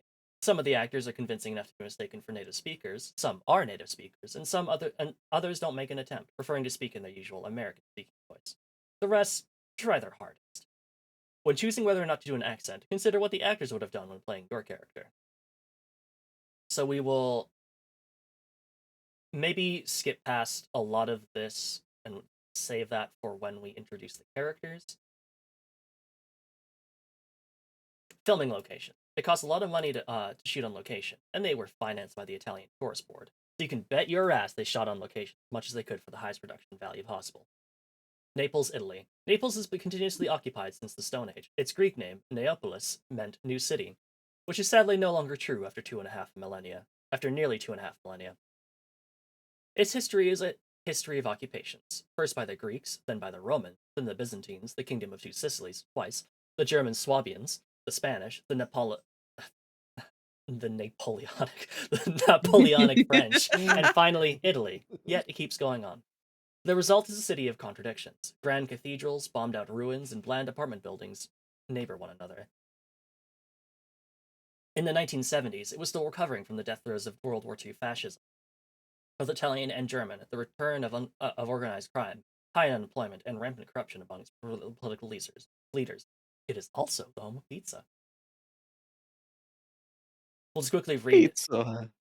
the rest of the locations: the Naples Underground, the Bay of Naples, the Uvo Castle, which stands for egg, the Pompeii Ruins, Stadio San Paolo, and the San Nicola Clock Tower. Oh no, and then also Cafe Estivio, which is the cafe where Goncharov works, Goncharov's apartment, this is where Goncharov lives, the Ristorante de Mezzanotte, an upper-class restaurant of the kind Goncharov currently cannot afford. You must wear the finest clothes to get inside, and the prices aren't listed on the menu. The bizarre centerpiece of the restaurant is a large glass aquarium where hundreds of anchovies swim in an endless chaotic swarm. Discoteca Americana. One of the many fine establishments where the good people of Naples can hang out and party. They drink heavily, play pool, go on dates, get into fights, and dance to the greatest hits of the Rolling Stone. Casino Fortunato. Bright lights, worn felt, plentiful drinks, and a sea of slot machines mark out this alone casino. A handful of scrawny guards in cheap burgundy suits eye everyone suspiciously and keep a hand in their pocket. If this is known by the mob, it won't be long until they do. And also, Leningrad United Soviet Socialist Republic. So, this was filmed in Naples for budgetary reasons. Costumes were changed, fake snow was thrown around, signs put up, but it's still Naples. The epilogue. At the end of Goncharov, 1973, each surviving character gets a short caption describing their life, such as they were, after the events of the film. Those who did not survive had a short caption describing how they were remembered and what was their legacy. To play the game, we ignore all that was written there. Instead, go around the table, taking turns to describe your own version of those events. If your character survived, describe a short moment in their life after the events. Is it a better life? Do they miss what they used to have? Do they have bigger ambitions? If your character died, describe a short scene about how people tidied up the mess that the character left. What was uncovered? What was concealed? What people remember of them? After you've done your scene, pass it on to the next person at the table. Once everyone has done 3 scenes, the game is over, and this version of the story is told. So, All right. we did not describe on air which character we are all playing. Oh, we have not. So, Mm-mm. Casa, who are you playing? Myself. I mean, wrong one. Ivor Goncharov. What? Goncharov. Goncharov. Thank you. I'm All good. taking Warner. I believe in myself. We'll be I- Believe good. in you. A You shadow got of his this. former self. After being wounded in a brutal shootout, he fled to Naples to start a new life on the straight and narrow. He works in a Russian-owned cafe, lives in a small, crappy apartment, and his wife seems unhappy. He wants to fix things, doesn't know how. I'm not reading the rest of this. There's a lot. Yeah, no, don't. You already did. Mm. You're fine. Sybil Shepherd is Katya Goncharovna, who I will be playing. Goncharov's wife. She led a dull, normal life in the Soviet Union, and her romance with Goncharov was an exciting escape. Now that they've left Russia behind and are trying to live a law-abiding life, she finds that she is bored once more. Also, there's a mistype in this. They forgot to update Katya's goals. Escape his life of crime. Make Katya his wife happy again. Thankfully, they got it Well. right on the playbook. Yeah, on the playbook. But oops. I hope someone got Oopsies. fired for that blunder. Replicant, you are playing Andrei Dodornov, correct? Yes. Goncharov's friend. He somehow avoided the shootout that got Goncharov and the others. Sure, he might be sleeping with Katya, but he just wants Goncharov back to his old self. He's also in town because the Russians mob wanted to establish a new enterprise. That's Andrei's specialty. I'm just realizing I've already read all this. You have.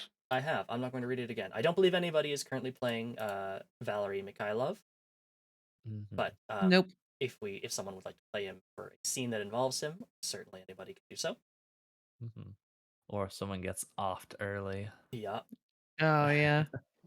Oh, yeah. And Sheppy, you are playing Mario Ambrosini. See. Wonderful. And Ocean is playing Ice Pick Joel Morelli. Ice to meet you. You seem like an ice guy. Oh my god. And Nur is pretty playing cool. Sofia Katarina. Yep. Okay, so we begin at hour 0. Is there anybody who would like to set up a scene first?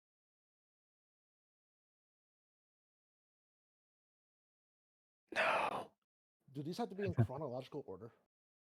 Yes. That the way I understand it. You know, we're starting kind of, we gotta get our establishing shot in, you know. So I think Yeah. Oh, maybe yeah. setting up the stakes for the mob that is gonna be kind of the center of all this Okay. chaos might be good. So Mario, do you want to join me on this stage here? See me, Amika. I'll be glad to. All right. And where Well, do I you think two find maybe yourselves? would Sophia be there too? Because She she's could, also yeah. part of the mob. Yeah. Yeah, maybe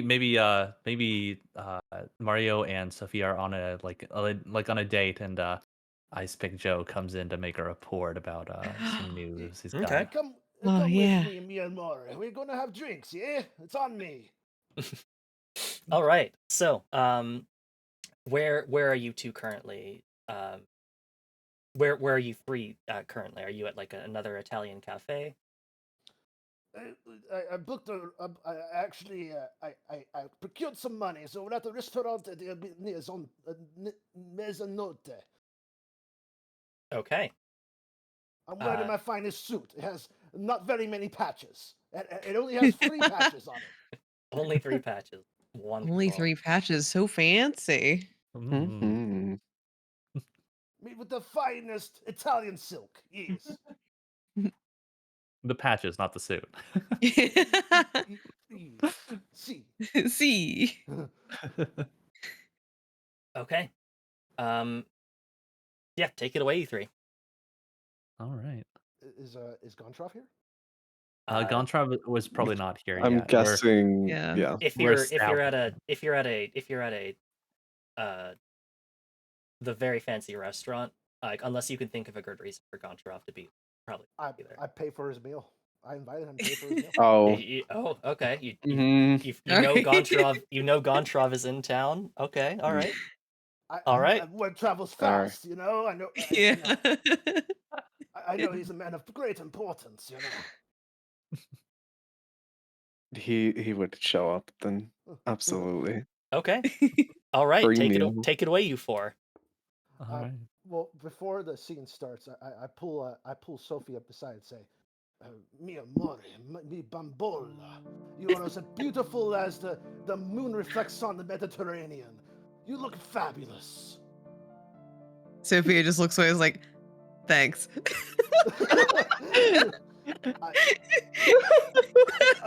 I have The -1 seduction. No.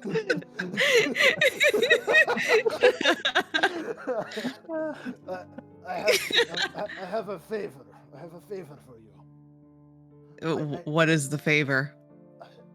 You do good. You do a good job for the Nepalese mafia. Yes. You want to gain more rank in the family, right? You see? Of course I do. Of course. I have a job for you. What's the job? See, he's not here, but there's this man named Andre. What's his last name?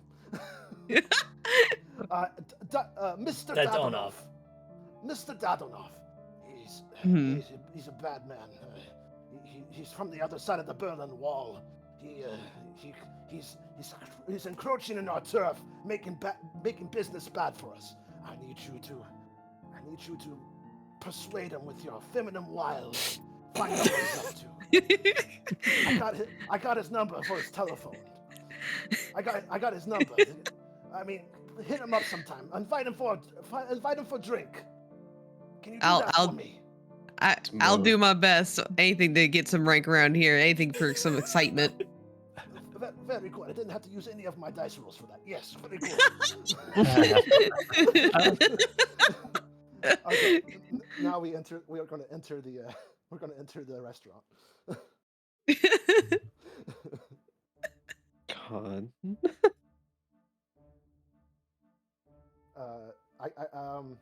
As I approach my table, I notice that people have taken my table, and I'm like, oh, it's my table. So I'm gonna attempt to show like my position in the mafia by escorting them out with my goons. Okay. You snap your fingers, and immediately Ice Pick Joe is by your side. You know, this is my seat. You know, you see that the name over there? I carved it. He carved it with my with his show him, Ice Pick Joe. Show him. Ice Pick Joe pulls out his ice pick. With this baby right here. We carved both our names on the table. See right there? I hope I don't have to carve my name into anybody's nuggins. You get me? Capiche? You need the scram. But we're already. They seated us here. That's their mistake. Now book it. Ice Pick Show. You know what to do. Gonna puff myself up and gonna intimidate these guys out. Maybe take one guy by the scruff of the neck and shove him out of his chair. Okay. So show him out by force. What do you think expertise would feel right for that? I think a little bit of violence can show them what they're doing. Sounds I do have right. 2 in that after all. All right. Let's begin by rolling a 2d6. And Goncharov is seeing all this, right? I just want to make Yes. Okay. Yes. Good. Standing seeing there it. going like, oh, okay. Goncharov is Not just yet standing seated there because watching Ice obviously- Pick Joe. All right, so it's a 9 plus 2. You get your Oh, way. that's a- What does it look Let's like? go. What does it look like? Oh yeah, Ice Pick Joe. He puffs himself up real nice and big. You know that's not too hard for him, especially with his suit being a little bit too big for him. Don't worry about that. He takes one of the guys sitting at the seats, sitting at their table, takes him by the scruff of the neck and drags him straight off his chair. His arms flail a little bit, but you know, Ice Pick Joe, he's dealt with people, you know what I'm saying? He's dealt with people before, and so he takes them, drags them straight out, and says, "I'll be right back, boss. Let me take care of this." And with that guy in tow, the other people at the table kind of just follow along in fear, kind of like eyes looking back and forth between Ice Pick Joe and Mario. Okay, sounds good. The table's now vacated. I pat Ice Pick Joe on his head and said, "Good boy."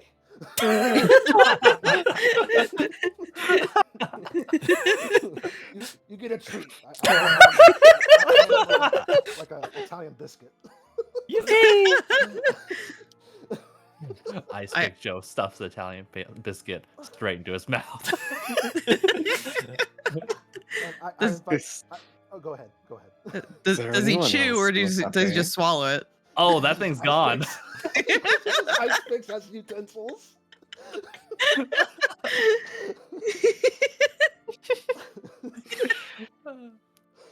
Yeah, your seat's now open for you, sir.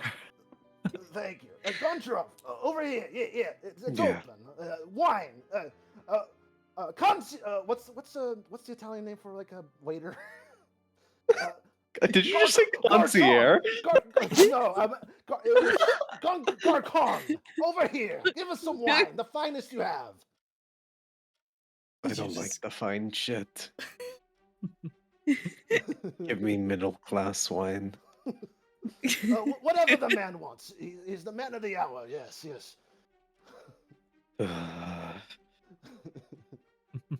It's always over the top. I've heard, like, your reputation precedes you. You're a man of talents, and you've been through some, how do you say, Americans say, been through some Trauma? Some shit, yes. Things I need therapy for. I understand. You ever see someone's head get bashed into such an amount that it just starts pulling on your boot? No. Sophia sits right next to GONCHAROV and is like, "Tell me more, please." I'm taking notes. Yeah, please. You look to have enough manpower with Ice Pick Joe there. No? Yeah, but I could have some manpower for myself, you know? Well, you see, I come with you with a proposition. Yes. You know, we Nepalese, the Nepalese family, we take care of our own, you know? We don't backstab. Like the people over on the other side of the Iron Curtain. You're probably familiar with that. Very. What about it? Why don't you let us protect you? So those devils won't come and find you here. Won't you work Do I look for like us? an alley dog deal? I have money. Never mind. I'm listening. I offer you a drink. I offer you food. What do you take me for? Chopped liver? I take you for your drink and food. I do tip my bread in wine, yes, but that's besides the point. What I'm saying is... Will I have to work at the for my cafe? enterprise. I'm sorry? Will I have to work at the cafe? No more. You don't have to work at that shoddy cafe anymore. Thank fucking God! Come look for me, and you'll have. I'm free! I'm free! Do I have to roll for that? I mean, he's just happy about it. Are you happy with? You want to work for the Nepalese? Family? Yes. Very good. Motivation met. Well, there is the problem with your Credit score? Your old friend Andre. What are your loyalties with the Soviets right now?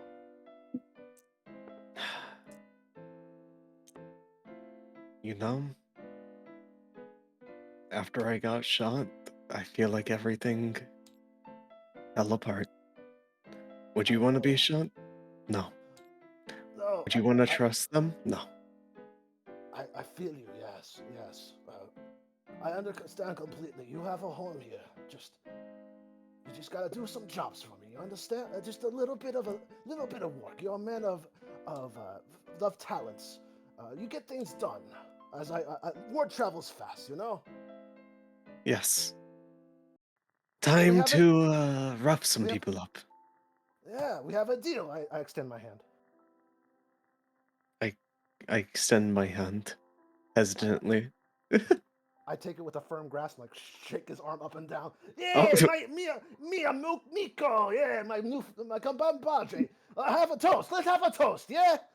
I hold my wine glass up. I'm questioning what the fuck I just got myself into. To new partnerships. Ching. I drink the whole thing. I don't even spit it out. I'm just guzzling. I point out the bottle. Are you gonna have that? No. Okay, I take the bottle and start drinking from it. This is a time for celebration. Yes, Goncharov is disgusted. Does he show it on his face though? He's gonna attempt to hide it. Okay. Let's roll a That's a I think that's restraint. restraint. strength. Yeah, What's your modifier for 0. All right. Just even. Oh. I've made some modifications like that. Same. Oh. Oh. I do Well, like you got the, 11. Oh, Nice. Wow. nice. What does it look like? Nothing. You You look conceal very your pleased to see emotions. me. You got a charitable face on. No one could tell that you are grimacing internally. Grimace? You look like I you'd love be the good at grimace. poker. Why not take you to the casino sometime? We make big money. To play, right? Yes, blackjack, poker. You know, No, cards. no. It's all right. I understand. But big risky business. I know that about all too much. That's kind of the point of the job I have for you. You play Go Fish? There's not big money in that. No, the casinos don't play kid games like that. That's what you think. That's what you think. I'm starting to regret this partnership, but you know what? The hindsight 2020, you know.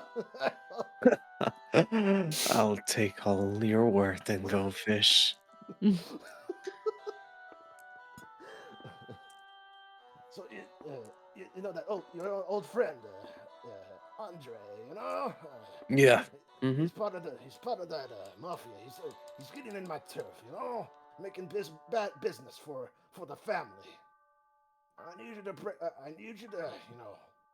break off, break it off with him in any way you see fit. I get what you're meaning. Yeah, good. There's good money in it for you. We take him to the cafe no one's going to remember, yeah? Yeah, what I like to do is rent a boat. You know, one of those boats where the person sings. You know, I dress up one of the singers, and then I just topple the boat. I just topple them over while they're tied up. It's a lot of fun, you know. Yeah. They're in Naples, not in Venice. What?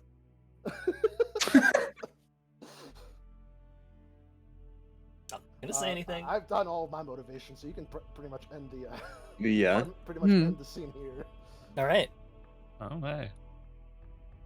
I think I would like to do a scene next with Andre. Yep. So, I think so. Katya was waiting outside the cafe because Goncharov promised to take her to lunch today, but then he got swapped. He got carried away by the mob without telling her. So she's just kind of waiting for him outside the cafe, and then Andre shows up. Is that okay with you, Replicant? Yeah. All right. You ready to start? Yeah. All right. Where is he? He should have been here by now. I cannot believe that he's skipped away from work yet again. And without telling me, too. Unbelievable. And I come out of my nice, luxurious Italian car, quoted from the character sheet thing. Oi, Katya! How are things going today? Andre! I certainly didn't expect to see you ever again. How are you doing? I've been paranoid after the gunfight that got Goncharov and the others. Been hiding in Italy since. Well, I'm very glad to see you again. Does Goncharov know you're here? I don't believe so. I've been trying to set up a meeting with him. We need to get the mob back together.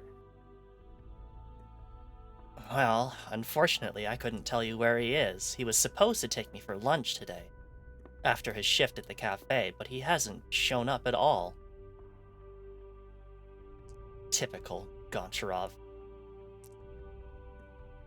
Well, Get we the need to fuck away catch up. from my How wife. about we go to the cafe instead and grab something to eat? If Goncharov is missing. Well, I'm sure he'll show up eventually, and I am getting rather hungry. Let's go and talk about how things have been since we last seen each other. Sure, get in. That's quite the fancy car. I didn't realize living in hiding meant driving fancy cars like this. It's the best place to hide. No one expects the luxury Ferrari when someone's in hiding. That's what I like about you, Andre. You think of the best ways to hide. Even when you're hiding, you can't help but show off that lap of luxury that the mob has given you. Well, you know, it's dangerous work, but it pays very well. I wish Goncharov would remember that. Have you seen how little that cafe pays him? Unbelievable. It's a wonder he would even have enough money to pay rent some days. Is it even profitable? I thought it was just a loss leader for a tax shelter. Honestly, I wouldn't be surprised. The way that place is run, you'd think the money would be just hemorrhaging money every now and then. I don't suppose that you would be willing to discuss taking it over. Gladly. I would be happy to discuss future plans with Goncharov. Wonderful. I'll be sure to let him know that you're back in town. Do you have anywhere you're staying? We are still trying to get a good hideout running again. Right now I'm just traveling from place to place. Can't spend more than one night at the same spot when you're on the run. All too true. I miss being on the run. Well, where will you be tonight? Tonight, just a boring motel, just the one bed for myself. Not planning to have any visitors tonight. Oh, well, that's a shame to be all alone in Naples. Sure you wouldn't like some company for the day? Stay away from my wife. Is Goncharov busting in on the scene? He's in the restaurant.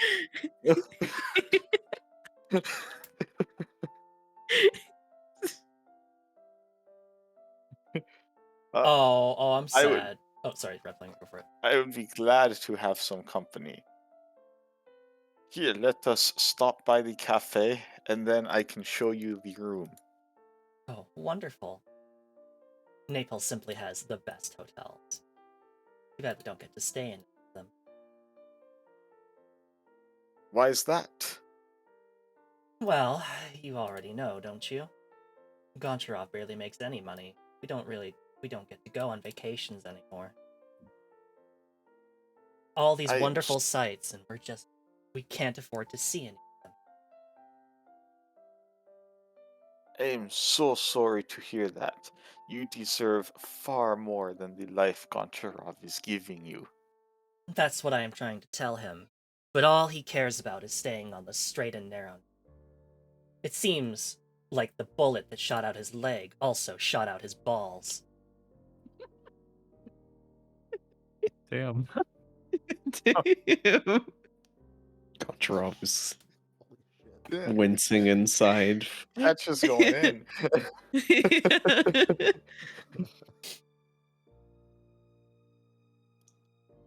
Ah. Yes, he's always been like this. He never wants to make the hard decision. He's always running away. But you could fix that. Now that you're here, it could just be like old times again. You could convince him that things are better the way that they used to be. We could get things working again. We could... Goncharov could even run the business that you're setting up here in Naples. Not if I have anything to say about it. Yes, this seems like a perfect idea. Do you know where he is right now? No, I don't. He was supposed to take me out for lunch today, but of course he's forgotten, like he forgets everything. But Come I'm then. sure that at some point he'll stumble back to the apartment. You could wait for him there if you'd like. Or, if you have a number or something, I could call you when he arrives. Sure, let us go grab lunch, and I will give you my number to call me when we can get in touch.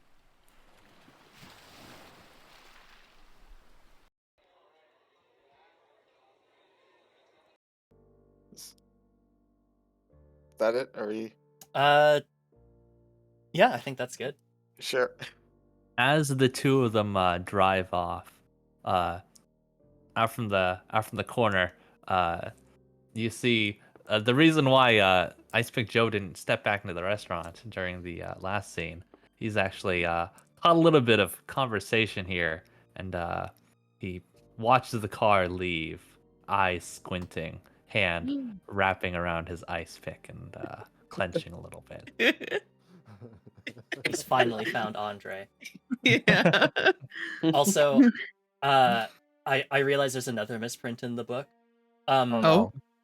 Katya Goncharovna on this has a restraint of -10, and I was like, oh, that's kind of funny. But it's only meant to be a -1. It's -1 on mine. If you're looking at the playbooks, then it's -1. But on the Hmm. rule book, Oh yeah, there it is. Yeah. which is She has no restraint. which I honestly thought was like on purpose at first. I'm like, that's really funny. Like she's just literally incapable of having restraint. Yeah. Okay. Anybody have an idea for the next scene? I think my idea is like at some point later, like probably more in like the later night evening setting, Sophie is gonna try and call Andre. Okay. If you two would like to go for that, and go for it. Yeah. Andre, do you want to join me on this? Sure. All right. Sophia is giving Andre a call based on the phone number that she was given earlier at the cafe. Hello. Who is this? Hey, is this Andre? Yes. May I ask who is talking? This is someone who could be a friend to you if you would like to work with me. I have some information that might be of use to you. I'm listening.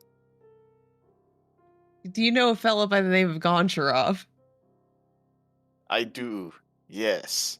Do you know where he is? I mean, I saw him earlier today. But I think you're more interested in hearing about who he's affiliating with nowadays. Uh-oh.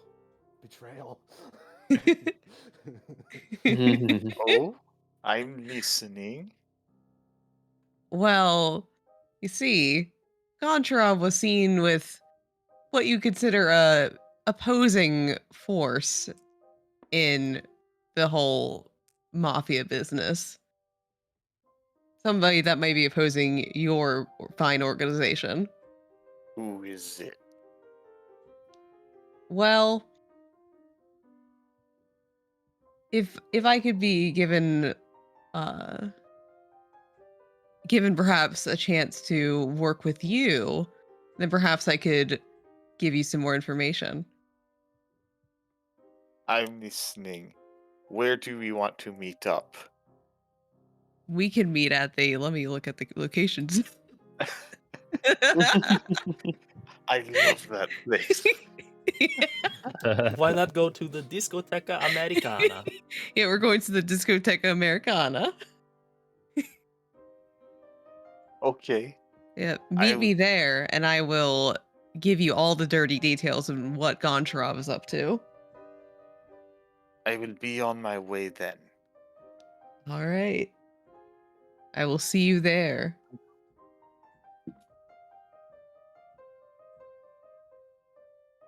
I guess that'll be a short scene. Yeah. Did you Yeah. want to continue that scene at the discotheque, or did you want to conclude that scene and then pick it up later? If I we think we- conclude it, then someone else can interrupt. This is Yeah, true. yeah. Okay. Who would like Yeah. to And go? then we can get some conflict going. Goncharov. Yeah.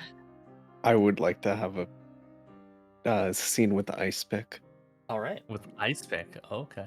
Mhm. Is this perhaps About- where's this? Where's this at? This is going to be after 2 bottles of wine have been finished, and Goncharov is getting irritated at nothing being productive. So Oh, he's no. gonna go out.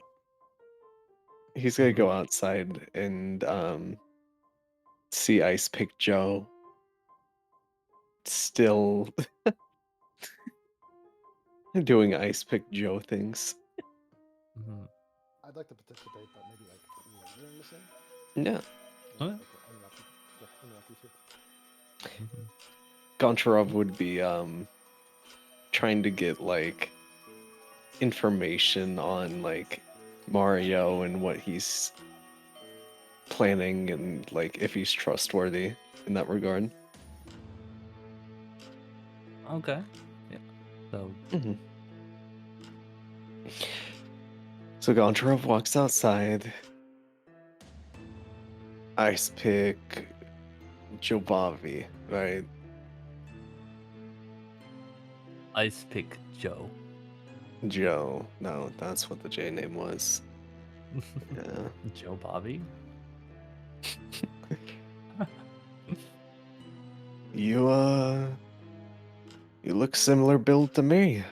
Cracking some heads out there, doing what you do, I'm guessing. Ice pick looks him up and down. Not really. I'm too impressed. He's kind of been doubtful about all this hiring out some outsiders this whole time. Wants to keep his boss from getting stabbed in the back, and he's heard some whispers of some shenanigans that happened way back in Russia, back in the USSR, and he wants none of that here. He wants it to be nice and safe for his man Mario. So he looks him up and down. Squints at him a bit. Maybe you don't look like too much to me.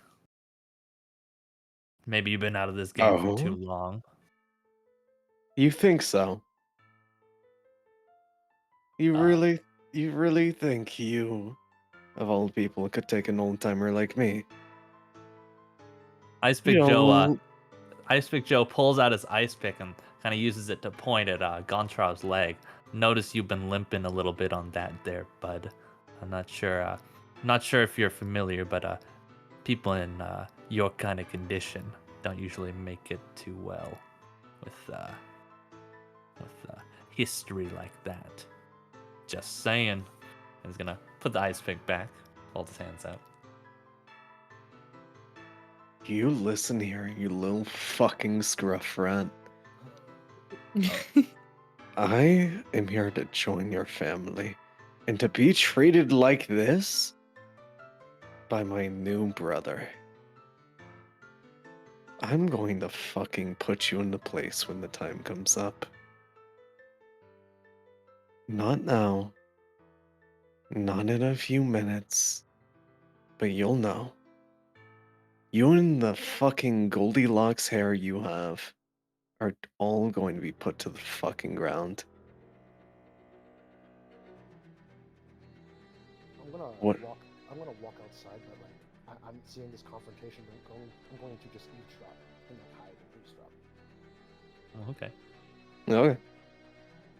Okay. Have you even fucking been useful out here for the past hour? As a matter of fact, I think I have. You know, I've been on the lookout. I've been keeping an eye out for you kind of people.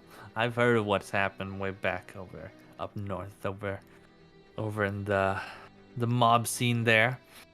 I know that Mhm. you've got some history, and I know that you Like were what? bringing it over here. Like what? All that stuff that happened that got you with that bullet hole in your leg, brother. And perhaps any friends you might know around here. Don't think I'm not keeping an eye on you. If you do so much anything to turn around and stab me or Mario or Sophia in the back, you better watch out, because his ice pick will be on its way. You talking about Adrian now? Might be. Listen, I don't even interact with the guy. That's He's good. You should stay away from him and keep he's us all nice long and out of the happy. picture. Hopefully he knows that, and he stays that way. If you get the chance to see him and he asks you about it, you better make sure he knows, for everybody's sake. He might need an ice pick. If it comes to that, I'll take care of it.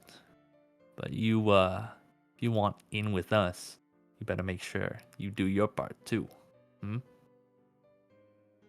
Are there more of those pastries where that comes from? Those biscuits are mine if you're talking about the biscuits. You better back off, buddy. And on that note, he's gonna shoulder his way past Goncharov and go back towards into the restaurant. Oh, I'm standing there like, I pull out a giant Cuban cigar, flick my lighter open. Are you making any effort to like not be seen by Ice Pick Joe, or? No, I let my presence known, and I put my hand on his shoulder and say, "Good, you're very loyal. Thank you for sticking up for us." Or Spots, it's been you and me for so long. You know, I gotta make sure that none of these outsiders come in here and screw any of that up. I got my eye on him. Okay, I'll take care of it. Anything happens. I whisper into Ice Pick Joe's ear and say, "If he is so much as look at us weirdly, I want you to take those ice picks and give him a wound so bad that he'll not even glasses will be able to fix it." You know what I'm Nope. saying? I got you, sir. I'll go ahead and give him a nice big new nostril right through the middle of his head. And I'll nod vigorously, very enthusiastically. He's excited about the prospect of using his ice pick. I pat him again. Yeah, I give him another. I give Ice Pick Joe another biscuit. The biscuit is gone before you can even blink. And I look at Goncharov and Goncharov, you were talking to your new friend. Was it you're getting to know your new associates? I see. I see you're are you struggling with the new accommodations? No, not at all. I just need fresh air. I see. Yeah. The Nepalese air is very cold around this time of year. It's winter time, right? It's winter. I think it's winter time. It's always cold in Russia.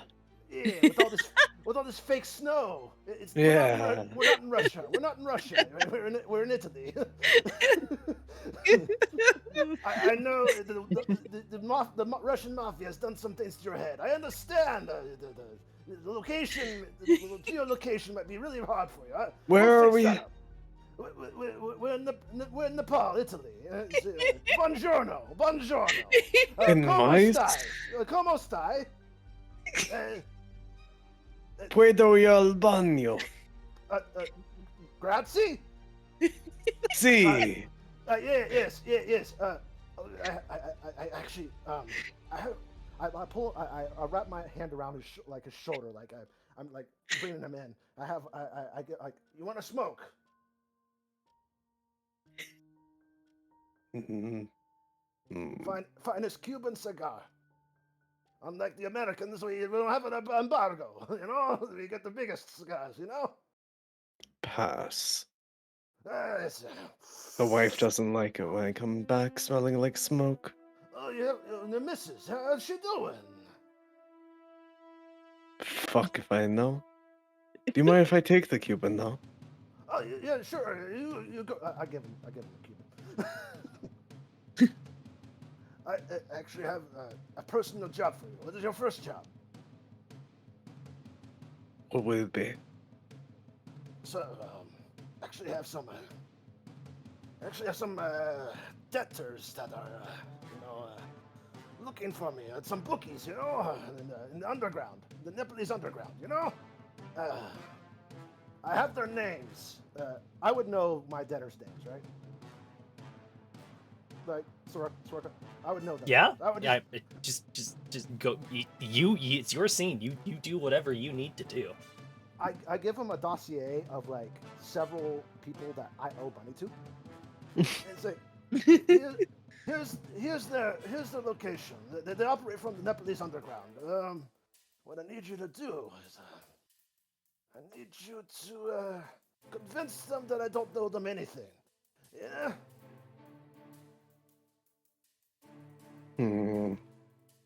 Am I going in alone? I'll bring you two of my goons. They'll be your backup. Sounds like a pain. It's nothing too hard, nothing that you can't handle, right? That's why I brought you in. Don't. How do you say? The Americans say, chicken out. Don't underestimate me, at least. That's the spirit. Yes.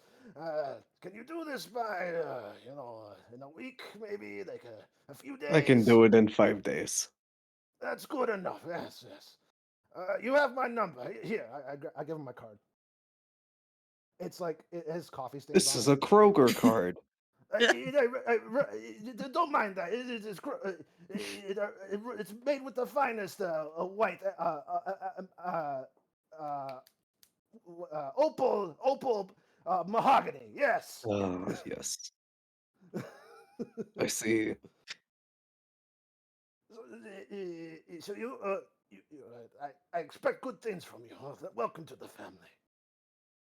Quite the family. Yes. We'll be in touch.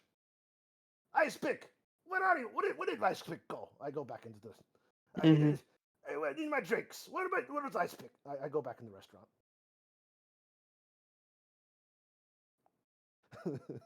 Okay. I just leave Goncharov in the snow. That's fine. Confused. We're back in Russia. That famous Nepalese snow. The I have to admit, Sheppy, there were several times when I was like, "Oh, Sheppy's doing a Watto accent." We don't take Republic Republic credits here. But sorry, I assume that's the end of the scene. Yeah. Yes. All right. Who would like to do a scene next? Andre, perhaps? Yeah. So we're at me and Sophia? Sophia are at Yep. the what's it called? The Discoteca Americana. Is anyone interrupting? I don't think I have any reason to go there. No. If this is still the same night of, then Ice Pick Joe, I think maybe would have followed, except they got interrupted by Goncharov. So Yeah. I think I was he gonna say, isn't this all the same day, or It can be. Yeah. I thought But- everything was like 1 hour. Oh, whatever. I mean, if you want to, if you all want to stick to the like one scene is 1 hour, and then like so this takes place over the course of 12 hours. That's totally okay with me. Yeah, I think that'd be fun. Okay. Yeah. I'm Just good that either way, it way. gives a little bit of freedom to work with either smaller or larger scenes too. If you're going to the Discoteca Americana, maybe did you tell Katya that you'd be going? Because she might want to go. She never gets to go places anymore. Yeah, we can have Katya here as well. Sure. Okay, for a call. Was it a call or were you like? I thought you were meeting in person. I'll be right back. I called her to say we were going to be here. I mean, Oh, okay. Yeah, sure. yeah. So all three of us are meeting at the thing. Okay. Yeah.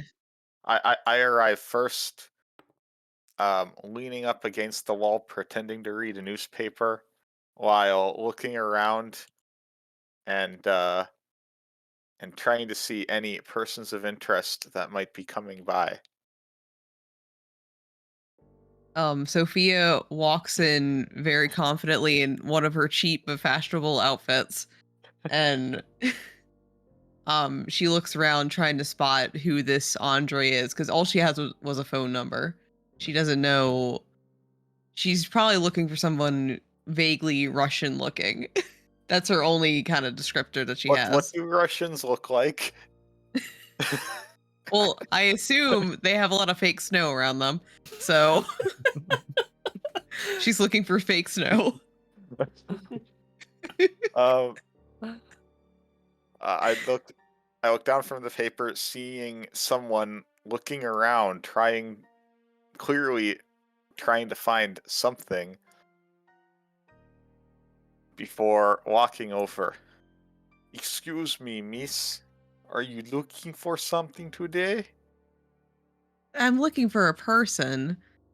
Maybe you could help me find who it is. What a coincidence. I am also looking for a person today. Oh, what kind of person are you looking for? I was supposed to be met here by a very beautiful sounding woman. She had information for me. Then I may be the woman that you're looking for. Want to get a table for ourselves? Yes, let's. On our way though, I just need to know, have you ever heard of a man called Goncharov? I am pretty familiar with this person. In fact, I saw him earlier today. Then you are the person I was looking for. Mm-hmm. It seems you're the person I'm looking for as well. So, what was your plan with Goncharov? It's not so much a plan that I had, it's just some plans that I happen to be present for that you might be interested in hearing about. And what are these plans? Well, I saw that a fellow by the name of Goncharov was collaborating with the Nepalese mafia. Oh, Quite interesting, oh, isn't it? that is interesting. What How dare are you, they woman. planning?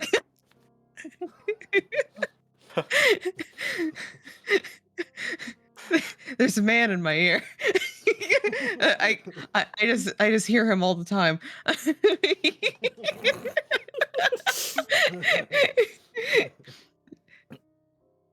Well, it seems that Goncharov is being introduced as a new member of the Napolese family. He's betraying the Russians already? Hmm? Goncharov comes to Italy and immediately betrays the family he spent decades of his life with? Well, I heard that he was involved in something dramatic back in Russia with all the fake snow. So maybe something perhaps changed in him when he came over to Naples. But I did see this with my own two eyes. Quite interesting, don't you think? If it's true, he needs to wake up. He needs to stop cooperating with these people. We need to recreate the Russian mob in Italy. Yeah, well, with Goncharov looking for alternate pastures, this might throw a wrench in your plans for Naples. Tell me where he is. Well, I don't know where he is right now, but I can tell you where he will be.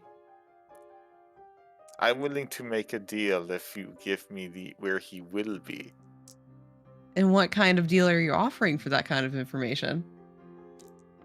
If you are willing, I would be happy to give you a very high-ranking position in the Russian mob once we take over. I would be very interested in that information, so I would be happy to part with where he will be in the future. And where would that be? Well, I can. I mean, I'm assuming that Sophia knows like where they're meeting up next with Goncharov, so I'm just gonna relay that information. And Okay. yeah, I don't want to decide for Yeah. those guys. Maybe she overheard it at some point. Yeah. Yeah, and also, um, I can pass on any future information just in case you might need it. That would be lovely. You already have my number, Mm-hmm. so we can keep in touch.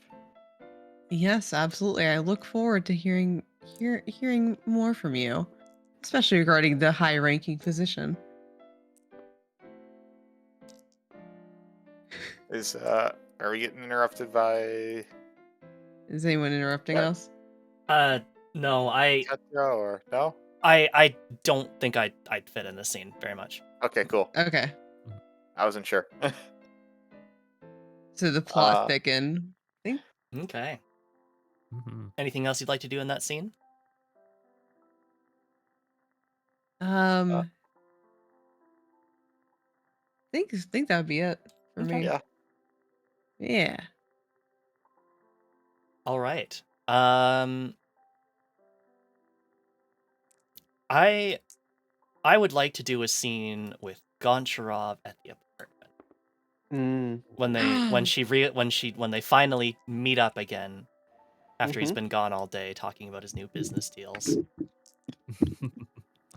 I'm fine with this. Okay. This was the plan. This was it. This was It it. was for you. So, Katya is waiting at home, and Goncharov opens the door and sees her sitting there. Burst through the door. Katya, what's up? What's up, Toots? What'd I miss? I haven't seen What? you all day. Yeah, about that. Did you forget you were supposed to take me for lunch today Uh, after your shift at the cafe? What time was that again? That was 11 o'clock. I was waiting there for 3 hours. Oh. Oh. Well, listen here. I got you a gift. The finest Cuban cigar that money can buy. A cigar? Mm-hmm. Which backroom deal did you... Which street vendor did you buy that from? There's no way you could afford that on your... It's always the mafia on your mind. It's always the thrill you're chasing, isn't it? Never. Wow. Thanks, Goncharov, for this gift. How can I possibly be happy being stuck here when we used to have such a pretty life back home? But you... Pretty? That's how you describe that life? Yes, That's full of wonderful things that otherwise I could never get as one of as a Soviet citizen. Do you even see where we are now? This is the city of agriculture, city of a new life for us. Well, so far I'm not impressed.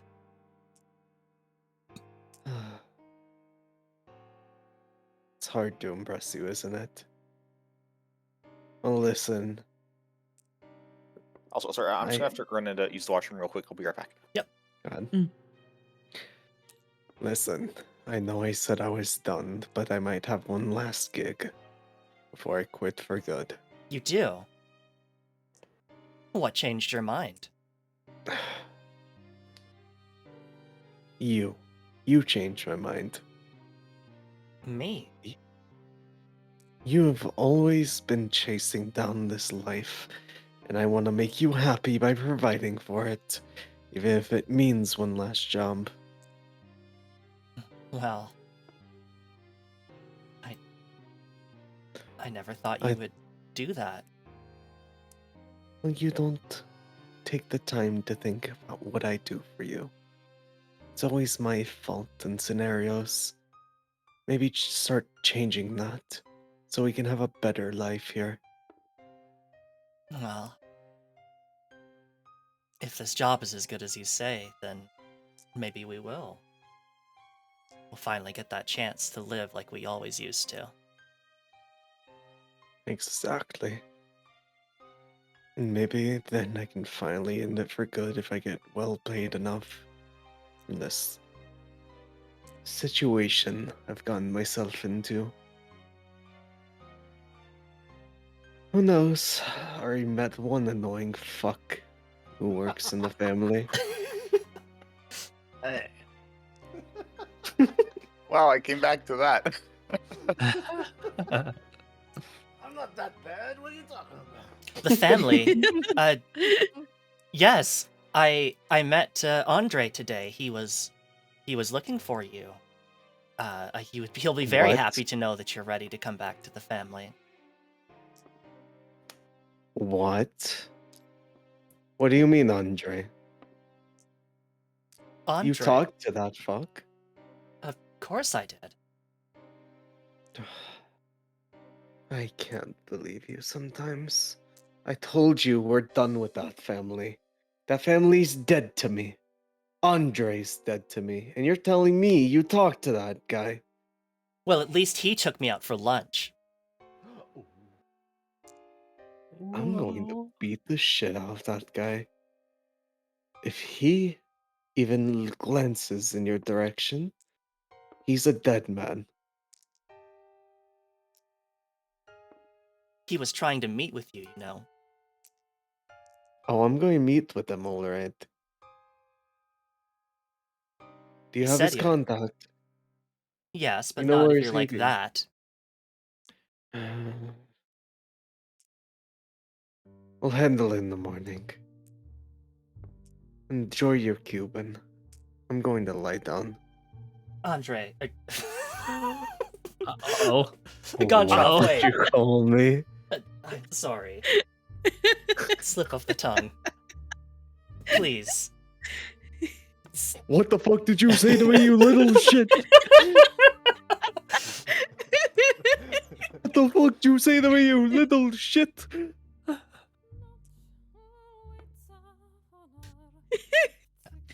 Wait. I haven't seen you all day. And this news has really lightened my spirits with if you're knowing that you're going to take on one final job. Won't you come dance? Give me one more dance to the song that we used to love. A reminder of old times. Of happier It'd be- times. It'd be Times a that joy are to coming. me. Wonderful. Anything to please you.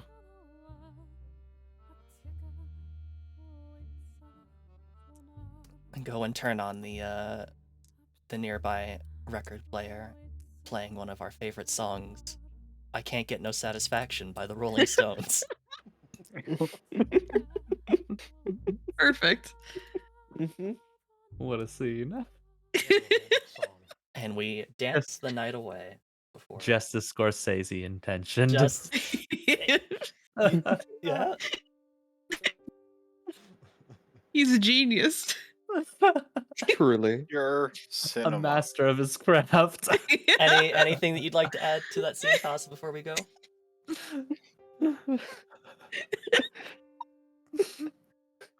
No, he's just schmooving. He's schmoovin'. Moving. So we are He's at schmooving we're at telecom. hour 6, so not like literally hour 6, but scene 6. Sorry. Scene 6, yeah. Mhm. Mhm. How is everybody doing? Is anybody going to need to like leave soon? No. I should probably get to sleep soon, to be completely honest. Okay. Did you want to Honestly, do same. Did you two want to do like a final scene or anything, like your climactic scene, or did you want to just head out? Because I know that might take a while for you. It's your I'm call. more worried about winning my role.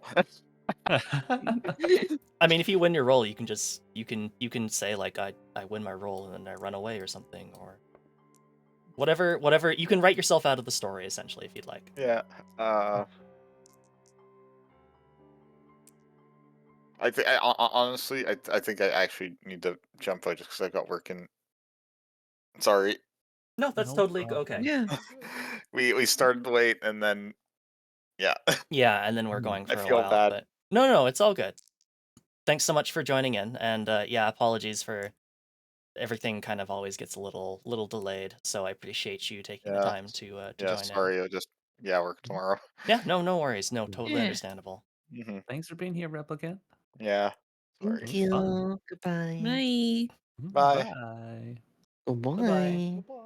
Due to scripting errors, Andre's character was never seen again in the movie. All of his scenes were cut because someone wasn't. Oops. It's a shame because I was wanting to do a scene with him. Damn, I wanted to Mm. beat his Yeah, ass. Yeah, but I that was that was my fault. You're good. God, that went All too late. good. Okay. Someone want to play as Andre? Yeah, I mean, Oh. absolutely. If someone I wants might to. also need to dip very soon just because it is midnight now here. Yeah. Mhm. Nur, same offer to you. Do you want to do like a climactic scene, or do you want to just head out? I'll just head out. Okay, sounds good. Yeah. Due to some Thanks for scripting errors, Sophia was written out. Yeah, thanks again for joining, and really appreciate you Yeah. being here for 2 of the games. Yeah, enjoy the rest of GONCHAROV. The I'm best sure we movie will. ever. The best Will movie. do. The greatest gangster movie ever filmed. Yep. All right, bye. Bye-bye. I knew. Alright. Okie dokie. Ogie Dogie, my favorite Mhm. Pokemon. Please tell me that's not actually a Pokemon. That's Anyway. a Pokemon. Alrighty. So what do we want to do for it since we are Yeah. down for a little bit of our cast here? I don't know how much do you want to like finish all the scenes going through them, or do we want to try and like just showcase what like climactic scenes look like? So that way, Yeah, it's up to you three. As far as like your available time, what you feel like taking on. I can stay all night, but I had an idea for what could be. It could end in a climactic scene. Okay, sure. Alright. I want it to be me, Mario, Icepick, and Andre, and whoever Okay. else wants to be at the casino. Okay. Andre's gonna be there. Yeah, Oh, I'm not gonna expect it. oh. I'm gonna have I want to be playing Go Fish. We're going. I want to have Icepick trailing Mhm. trailing Goncharov, so he does the job right, and if he goes out of line, I'm going to order him to like take him out. To ice him. Okay. Yes. So who is in this scene? Sorry. It's going to be Andre, Mario, Icepick, and whoever wants to interrupt. Okay, so Icepick is here, but also trailing Goncharov. I'm gonna he's gonna drive me to the casino, and I'm gonna tell I'm gonna be fine. I'll be fine. I don't need any bodyguard. You go find Goncharov and make Okay. sure he's in the straight and narrow. Gotcha, boss. I'll make sure he doesn't stray from our plans. Okay. And then Dries off. And then I go into the casino to sate my gambling addiction and make a little bit of money so I can fund a war against the Russians. Okay. Does anybody want to play Andre? Like Ocean, you did just get driven out of the scene. If you'd like to pick up Andre's character. I can do that. I will double check over his page just to make sure again. Yeah, take your time. Yeah. So, Goncharov would be there? Is that what you want? We intended? Goncharov is somewhere else, getting tailed Yeah. by Icepick. Yeah, I'm being tailed by Icepick. That's. I'm taking care of the grocery lists. We'll put it. Yeah, I'm just there to make. If Goncharov doesn't do his job, I still have a little bit of money so I can pay off my debtors. And unbeknownst to me, my rival Andre is going to be there, and we're going to have a little bit of a talk. Okay. And I'm going to I'm going to sit at the poker table, and Can I do something first? Sure. For the sake of time and for the sake of another scene to interrupt that, can I do a violence roll to fist my way through these people and hand wave it to see how well the violence roll goes? Sure. Okay. +2 to whoever's rolled. We'll see how well the job actually goes. Wow, everybody's been doing real fucking well on their rolls. Okay. 12. Does 12. Nice. You go too. Oh, actually, hold on. A 12 is you get your way, but then you go too far. Ooh. Maybe you accidentally kill one of them or something. Maybe I kill one of them. Yeah. Yeah. And now I have to take care of the body. Okay. And then that reminds me of the old Russian mafia ways and whether. Ooh. Okay. I can go with that. That's fine. Okay, sounds good. Let's go with their scene. All right. So remind me again, what is Mario doing here at the casino? Sorry, one before we begin. Tassa, are you also like stretched for time? No, I'm fine. Okay. You're good. I'm just gonna interrupt this scene late. Okie dokie. And it was Andre that punched a man to death. No, that it was Goncharov. That was Goncharov. Okay. I don't know where he is currently. He's taking care of the grocery list you gave him. Oh, okay, good. Nice. He just might have killed one of them. All right, I'm just at the poker table and say, hey, the house always wins, but when I am on the table, the dynamic changes. You know what I'm saying? Deal me up. So I'll gamble, I guess. Absolutely, Mr. Ambrosini. Buy-in is 300 lira. Absolutely. that? I put it down. Will anybody else be joining this table for tonight? You see an eye-patched man kind of sidles over and raises his hand. Go ahead and deal me in as well. Certainly, Mr. You can call me Dadanov. Certainly, Mr. Dadanov.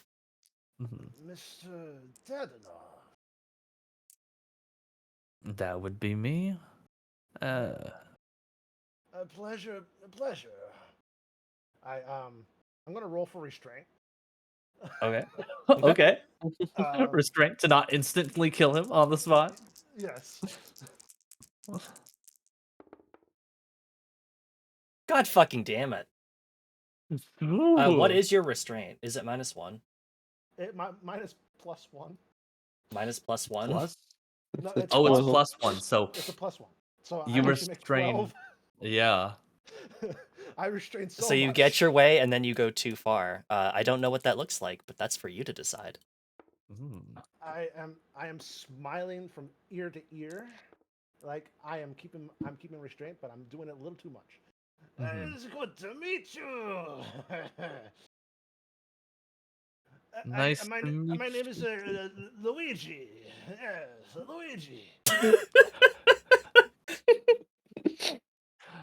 Dadanov looks up and down at this man, smiling way too widely for his very, very restrained attitude. A little bit suspiciously, in fact. Although the earnestness is a little bit confusing to him, so he kind of finds it difficult to exactly pin down what's this guy's deal. I mean, he slowly nods, and I see you're dealing in a pretty decent amount here. You make good money around here? I'm a regular here. Yeah, I make lots of money. Lots of money. Ah. You come against me, you're gonna have a bad time. You know what I'm saying? I'm familiar. I'm familiar with your type. Nods at him. What is that supposed to mean? Well, I you stamp know my- the. I stamp my cigar onto the ashtray like tersely. Just I'm familiar with good ways that people make money, nice and generous amounts in these parts. Are you saying that I'm broke? Oh no, I'm saying that you're far from it. In fact, Do I look like a bum to you? no, definitely not. He's trying not to look directly at the patches on his suit. You like my suit? Yeah, it's a very nice suit. That's how I can tell that you're very, very much well to do in this I place. appreciate the flattery, but it's not going to win you any games. Ah. Do we know what? Are we actually playing poker? Like, do we know what hands we have? I mean, We're playing poker. Yeah, I'll say. You got Yeah. deuce and a 7. you know, like what I would recommend you do if you want to see, like, if you want like a little bit of randomness in the roll, is like competing business rolls, IMO. Ooh, I like that. Okay, sure. Yeah. See who comes out on top in the poker game. Sure. So we can roll for those ones. Roll for Mario, and then roll for Datanov. Mario, what is your business modifier? -1. Ooh, Well, that means you get a 3.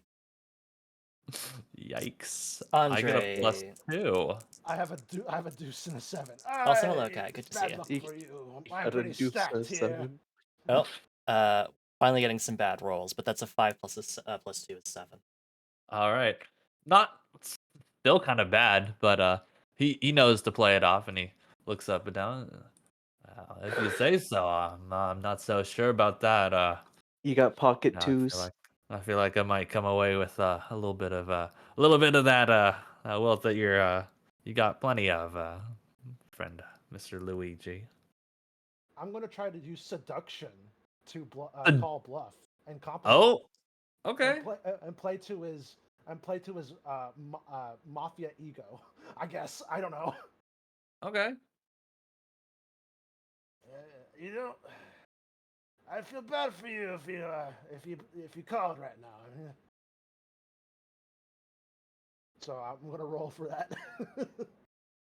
We're rolling for some seduction You're against roll for okay, all right. It's zero. My seduction is zero. Oh, just even. Okay. Do you want to roll opposing rolls, or are you just wanting to hopefully like? I guess this isn't an opposing roll. This is like a deception roll in Yeah, D&D. as close as we can get with it. Well, once again, you deceived Oh so my. well, you go too far. I totally do not have a 2 and a 7. Andre's mind begins racing for a little bit, trying to determine is he just being so honest with me that he's like telling me that's definitely not what he has, like that's actually not what he has, or is he trying to say this in such a like drastically obvious way that it's clear that that's what he does have, but and he's just going back and forth in his brain, unsure what to That's think, that's and the he's worst just hand in poker. He he's would just go stumped for straight a to little that. bit. He just sits there and thinks a little bit before. He's got good business sense. He goes all in, and he decides to take a bet both on the hand as well as on Mr. Luigi, quote unquote, here. And he says he'll go in on it, and he says, and well, you know, if you've got any more of that wealth to share with me, you know, I might not feel too bad maybe making you an offer, something outside the game of chance where we're both a little bit unsure, and maybe something a little bit more certain, you know. I've got some plans for this place.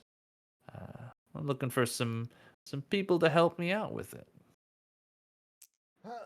How about you fold? I take the pot and I'll be interested. I don't know about that. I feel like my hand's pretty strong. I've been You have zero chance. I feel sorry for you. Let's say the hand I got it ends with full and ends in the flesh. looks him up and down, kind of just like, trying to determine whether this is still a metaphor or if he's just straight up still playing the game and doesn't really know what he's talking about. Actually, one of my props is a handful of goons. So I'm doing eye signals to the goons I have planted that are armed. Ooh, Be like, okay. this goes bad. You know what to do. So I thought for a minute you were going like because you said a handful of goons that you're literally going to reach into your pocket and grab one of them. Pulls out the well-known goon of sevens. the goon of sevens.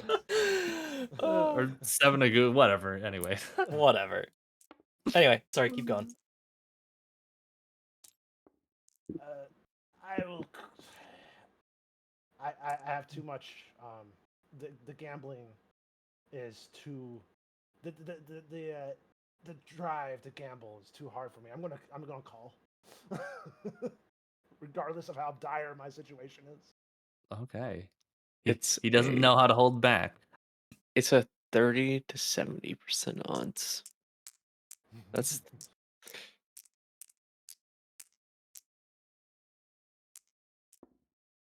You want me to roll? Sure, go for it. Okay, high or low? High. You want to go high? Yeah. All right. I got you. My dice.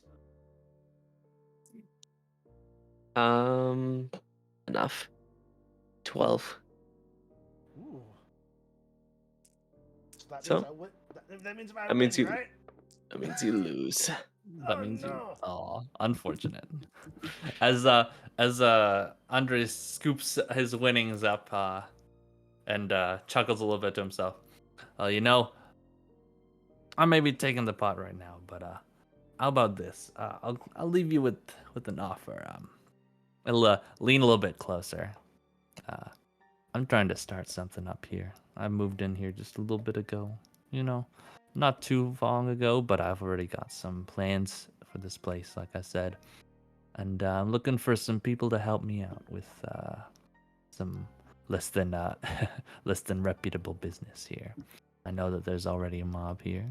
I know that you might be part of it. I'm just wanting to let you know that there's a chance for you to come and join the winning team here for future business. I stamp And a out my lot. cigar. I stamp out my cigar with a thud. Uh And I oh. just over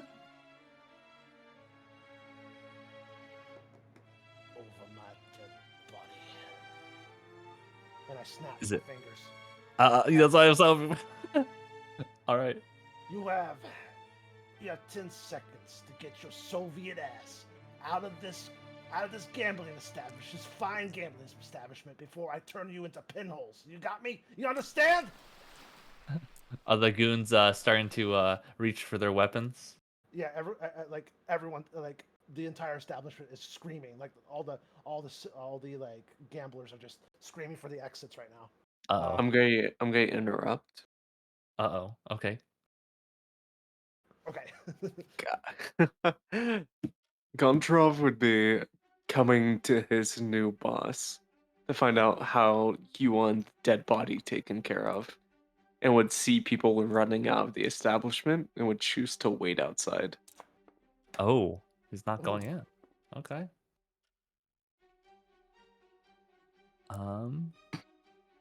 All right. Well, actually looking around at it, Andre's actually not that good with violence, so Mm-hmm. Neither is Mario, actually. yeah.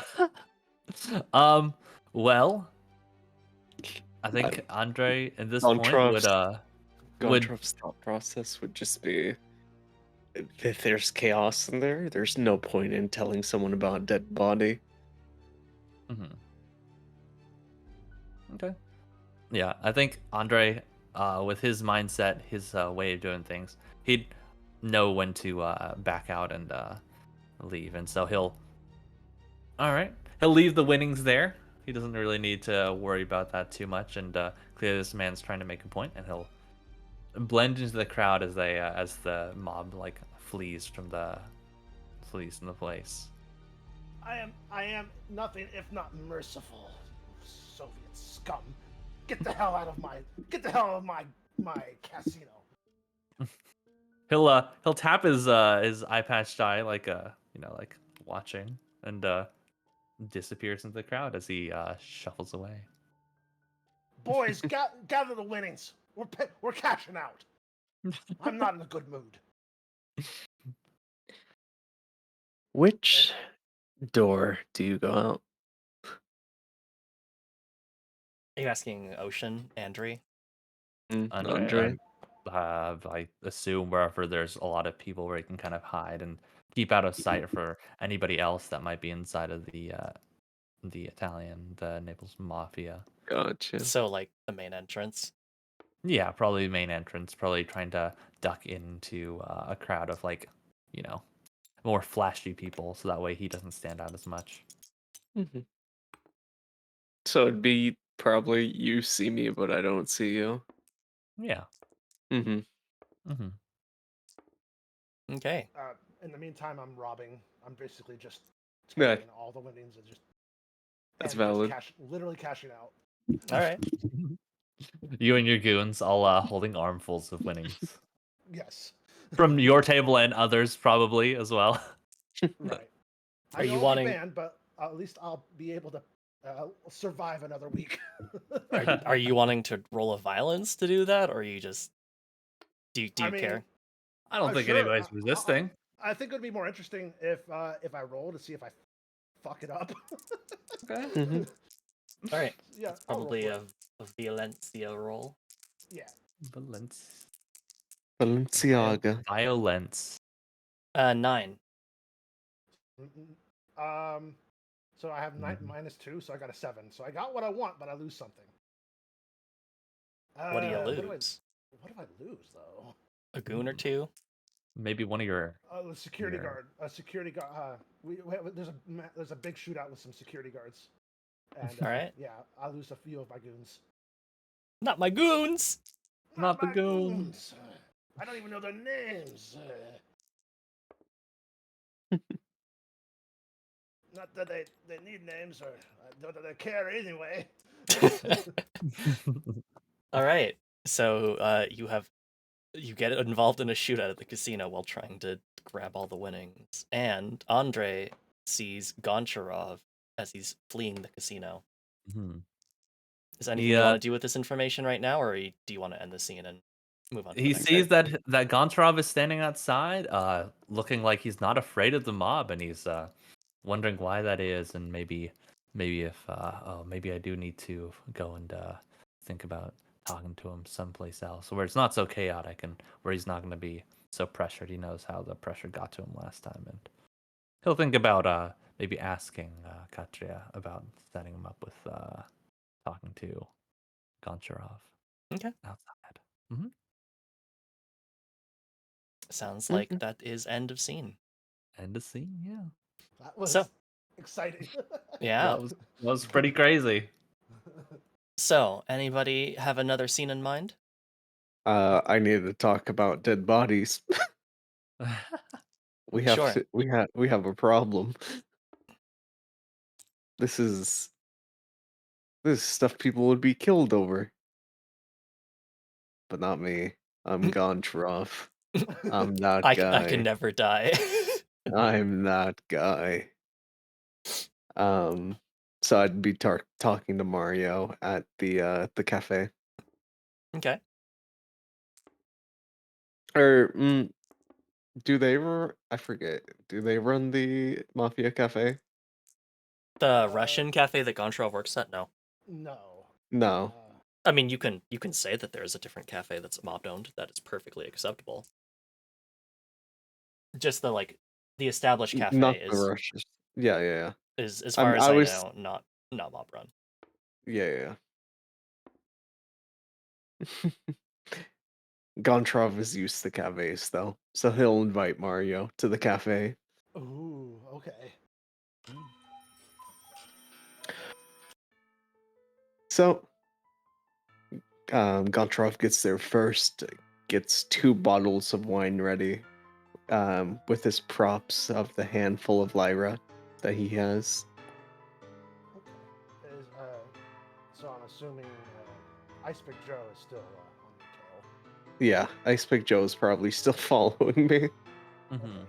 Being nice and quiet, but now that he's kind of finished his job and is returning back to Mario, it might be interrupting the scene later. We'll see. Mm-hmm. Sounds good.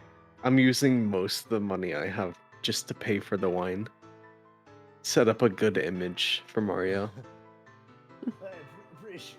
Yes, I big appreciate. So I'll take a. I don't know what car. Do I have a car? I don't know. Probably have a car. You left You the got a car Maserati. and some goons to drive you, I'm sure. Yes. Oh. So this is where you work. I see. Thank you for inviting me. I've always accommodations loved the essence of what a cafe brings to society. A place for people to relax, focus on what they need to get their work done. And for me, my work ends usually at the cafe. Right. And Yes. Respect the grind. I understand. I do. I'll take my seat. Thank you. Yes, my new associate. I'm very proud. Do you have I'm sure you're here to report on the good work you've done. we have a report on the job you handled or handed to me. Oh, fantastic. There will be no problem. They were taken care of with complications. Oh, complications. I know. Elaborate. Someone was too pussy to handle punches. Oh no. We don't. I don't know how you handle those things here. Back in Russia, we'd leave them and freeze them under ice. They'd eventually sink. That's similar to what we do. Yes, but here bodies float. They usually sink when you use a cinder block. No. See, in Russia, when you throw them in ice, their organs freeze. No more air. They sink. Oh, really? Yes. Maybe the Russians are good for something. Yeah. There we go. Yeah, that's very useful. Don't need to go to get cement blocks. I can get cement if you need. Did but- you hide the body? Did you hide the body? No, it's in my car. In your car? What did you do? Why is it in your car? What are you thinking? It's covered with a blanket. With a blanket? It's gonna. You're just you're hiding evidence in your car. What if the local constable comes and checks your Well, car? that's why I'm here with you. What do you fucking want me to do with it? Hey, Miko, I swear. Listen, I did a good job for you. Yes, you did. All right. I guess we'll go to the coastline and we'll find a nice little river and then dump the body. Yes. Mhm. We're taking your car though. I'm not sticking up my vehicle with the corpse stink. I can't stand it. Makes me go, you know. Yeah. I know. Trust me. Also, what have you been up to since I've been gone? Taking care of some loose ends, you know. Making some financial investments and see. cashing out on some lucrative prospects. It was mostly successful. You don't need the details. Everything worked out just fine. Yes. Yes. Katiana mentioned to me that Andre is around and about. Have you heard about that at all? I think we've gotten to know each other really well. I think I can confide on you in this. Before you continue, I have to mention something. I have a weapon on me. But continue. I mean, It's just that form of trust we have, you know? Any respectable mobster always carries a weapon to defend themselves. I'm not surprised. Me not surprised. I see. Grazie for letting me know. Grazie. Listen. Andre, I was unfortunately there at this lucrative opportunity. Yes, he was there. Yes, I met him. I'm gonna roll restraint to Okay. not show anger at hearing he was near. Oh, okay. What's your restraint modifier? Restraint modifier here is going to be a I believe it's negative. Where the fuck did my wrong tab. Oops, my bad. Restraint modifier 0. Oh, well, 12. Yeah. Oh, we're rolling way too well. A lot of high rolls this game, Yeah. except for during the The gambling. ironically the gambling. Yeah. Gamba. Alright, so I go too far. Oh, you met Andre. I see. Ah, my See, yeah, yes. yes. I'm glad you had the opportunity to meet an old friend. I did mention him earlier. That he's a pain in. This is the Americans say, a pain in the ass. Ass, yes. He's What? encroaching on my business enterprises. What's an American, anyways? He, they. They have all of these goofy sayings. uh, you don't know what you're asking me seriously. You don't know what an American is. Russia did things to my head. They like to eat hamburger. Yeah. They like to eat lots of fatty foods. Oh, Yeah, yes. like the Doberman back home. Yes. Uh, See. But yes, our meeting wasn't amicable.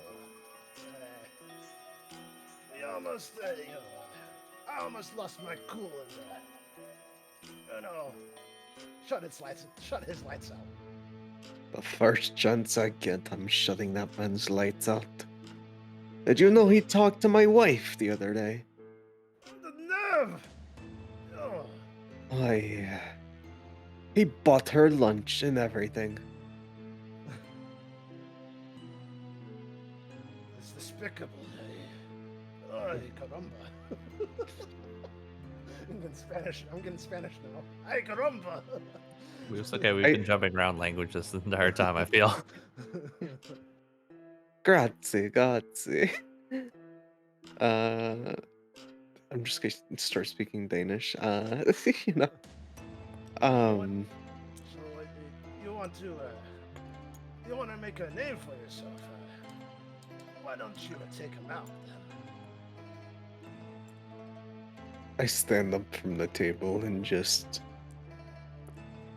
openly pat the gun at my side. Oh, I'll make a name for myself. You'll be first lieutenant. You'll be right under me. You'll be commanding lots of goons. I lost a few. One condition. Sure, you've been so good to us. So what is it? I need to be paid. I got my checkbook here. What do you need? What do you need? The Nepalese, we help each other. What is it? I'm going to roll business to ask for an overpayment of what this job would usually be. Sure thing. Negotiate the payment terms. Yep, -1. That is Because 7. Katya's been wanting more. 7. Which is, you get what you want, then you lose something. Which, if I had to suggest, would probably mean, like, Mario demands something extra. IMO. TMI. I'll throw in my own condition, of course. And not to be. There are some Russians that are hanging around in the Oval Castle, and they're trying to establish a foothold there. It's in the English, it's called the Egg Castle. It's egg-shaped. Like the omelet. Yes, like an omelet. I need you to set an example for them and scramble some eggs, if you know what I'm saying. How many bullets do I need for this? How many heads? How many heads? Oh, I'll send in some men. You've been good friends with my friend, the Ice Pick Joe, yes? No. He's a reliable. He's resourceful. No. No. I don't think you're in a position to, negotiate here. Fine. Yes. You work with the family. We treat you. We will compensate for your needs, of course. But you understand it. I understand. Yes, very well. There's roles and there's rank, and he's my first lieutenant. You'll be my second first lieutenant, so you'll be second first. I don't know if understand. Yes. Well, yes. take the bottles of wine, go drink and drive, and this job will be done. Yes. Expect a shootout. So take cover. Where will it be happening? Like I said, the Oval At Castle. the Oval Castle. Yes. I mean, killing Andre. Don't. It's a place of historical importance, but don't worry about it. You're going to scramble the place up. Okay. Whatever you say, boss.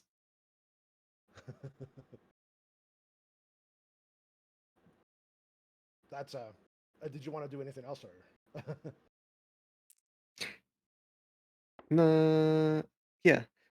What am I doing with the body again? So, step 1: tie cinder block to leg. Okay. 2: Cinder push it. block like ice. Yes, cinder block is like big Okay. gray ice block, and then you take body and throw it into river. Which river? Canal or Y- y- river? Either way works. I mean, it's as long as it's a body of water, you just throw it in there, and the problem solves. The problem solves itself. He's gonna throw it in the back alley. Gonna throw it in a puddle. Oh my god, throw it in a puddle or something. He's gonna throw it in a puddle with a cinder Any block. amount of water works. He said any amount of water would work. I'm going to assume that he's not that dumb. Yeah. He's not.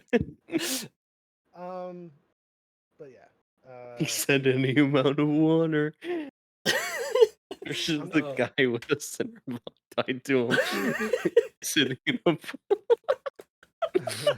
Oh. Okay, I'm getting pretty tired here. Just because it is getting late. How does everyone feel about wrapping up for now? That's fine. One climactic scene. Is that what you're saying? Sure. A big shootout at the egg castle. Okay. I'll instruct Icepick Joe to take out Goncharov, as he is as Goncharov has outlived his usefulness. And, Okay. And the story is called Goncharov Must Die. It is. Mhm. All right. Can I'm going straight for Andre. Okay. I want him dead.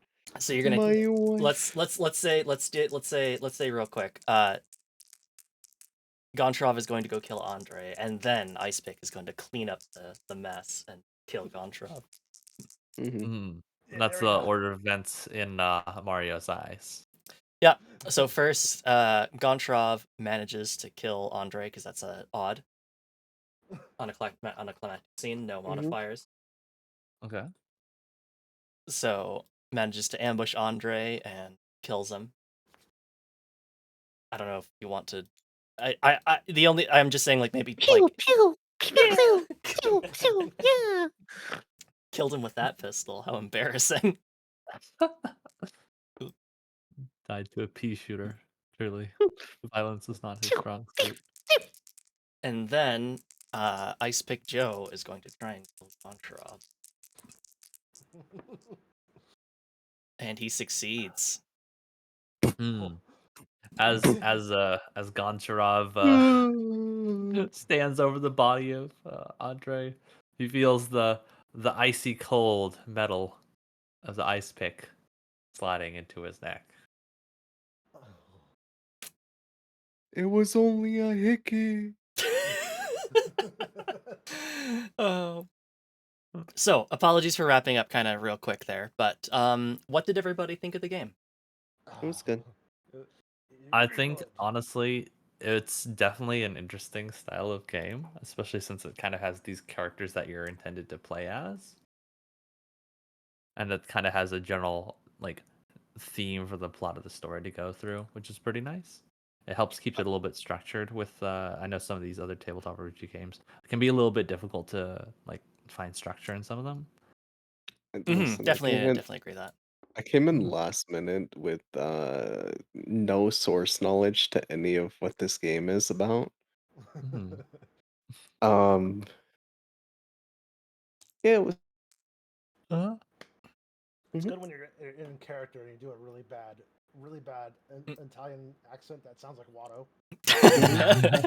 But you become Italian, Watto. yeah, thanks again, Ocean and Tasa, for coming in at the last minute. Thanks for joining and adding some more characters. I do Yeah. apologize that we didn't get to finish a whole game, but I feel like that would take a couple, like, the 4 hours or so. Yeah, Mhm. this honestly might be something good to do in like sessions even. Mm-hmm. Mhm. Like, do 6 scenes and then another 6 scenes or something. Mhm. Any other thoughts before we go? I GONCHAROV had did die. so much fun. GONCHAROV did die. Anything You did you'd really like good to with share your character, quickly? Chappie. Yeah, Thank Sheppy, you definitely blew it out of the park. Thank you. I was trying to sound more like Al Pacino, you know? But it kind of went to Watto. Diverged a little bit. Somehow that's just how it happens. But yeah, thanks everybody for joining in. Sorry to everybody who had to leave a little bit earlier, or a little bit before we could finish the game, because again, scheduling stuff is hard. And Mhm. It is. It's hard. but I hope everybody had fun. Thanks again to Replicant Nor for joining us. And thanks to everybody still here for playing Goncharov Must Die. Yeah. Yeah. Hope to Thank do you it for again. having us, Roka. Of Yeah, course. thank you. Thank you. Mhm. Soroka the Magpie. That's me. That's you. Goncharov, co-directed by Sroka.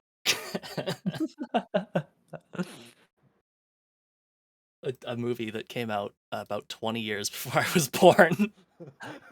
Uh-oh. Roka letting us know how old she is with that one, huh? I already did that. I've done that several times.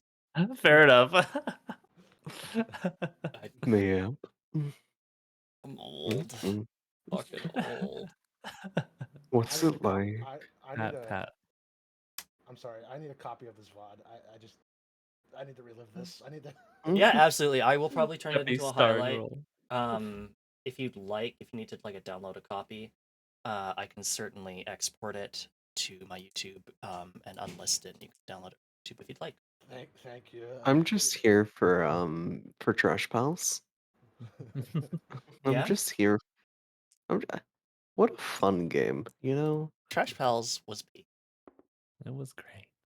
Good I'm sorry time. I missed it. That's how it It's happens. Yeah. There's Christmas Trash Pals. yeah, go Mhm. for it. Uh, yeah, there are so many other games to look through. I highly suggest you look through the spreadsheet. If you see something that looks interesting to you, definitely check it out. And Mhm.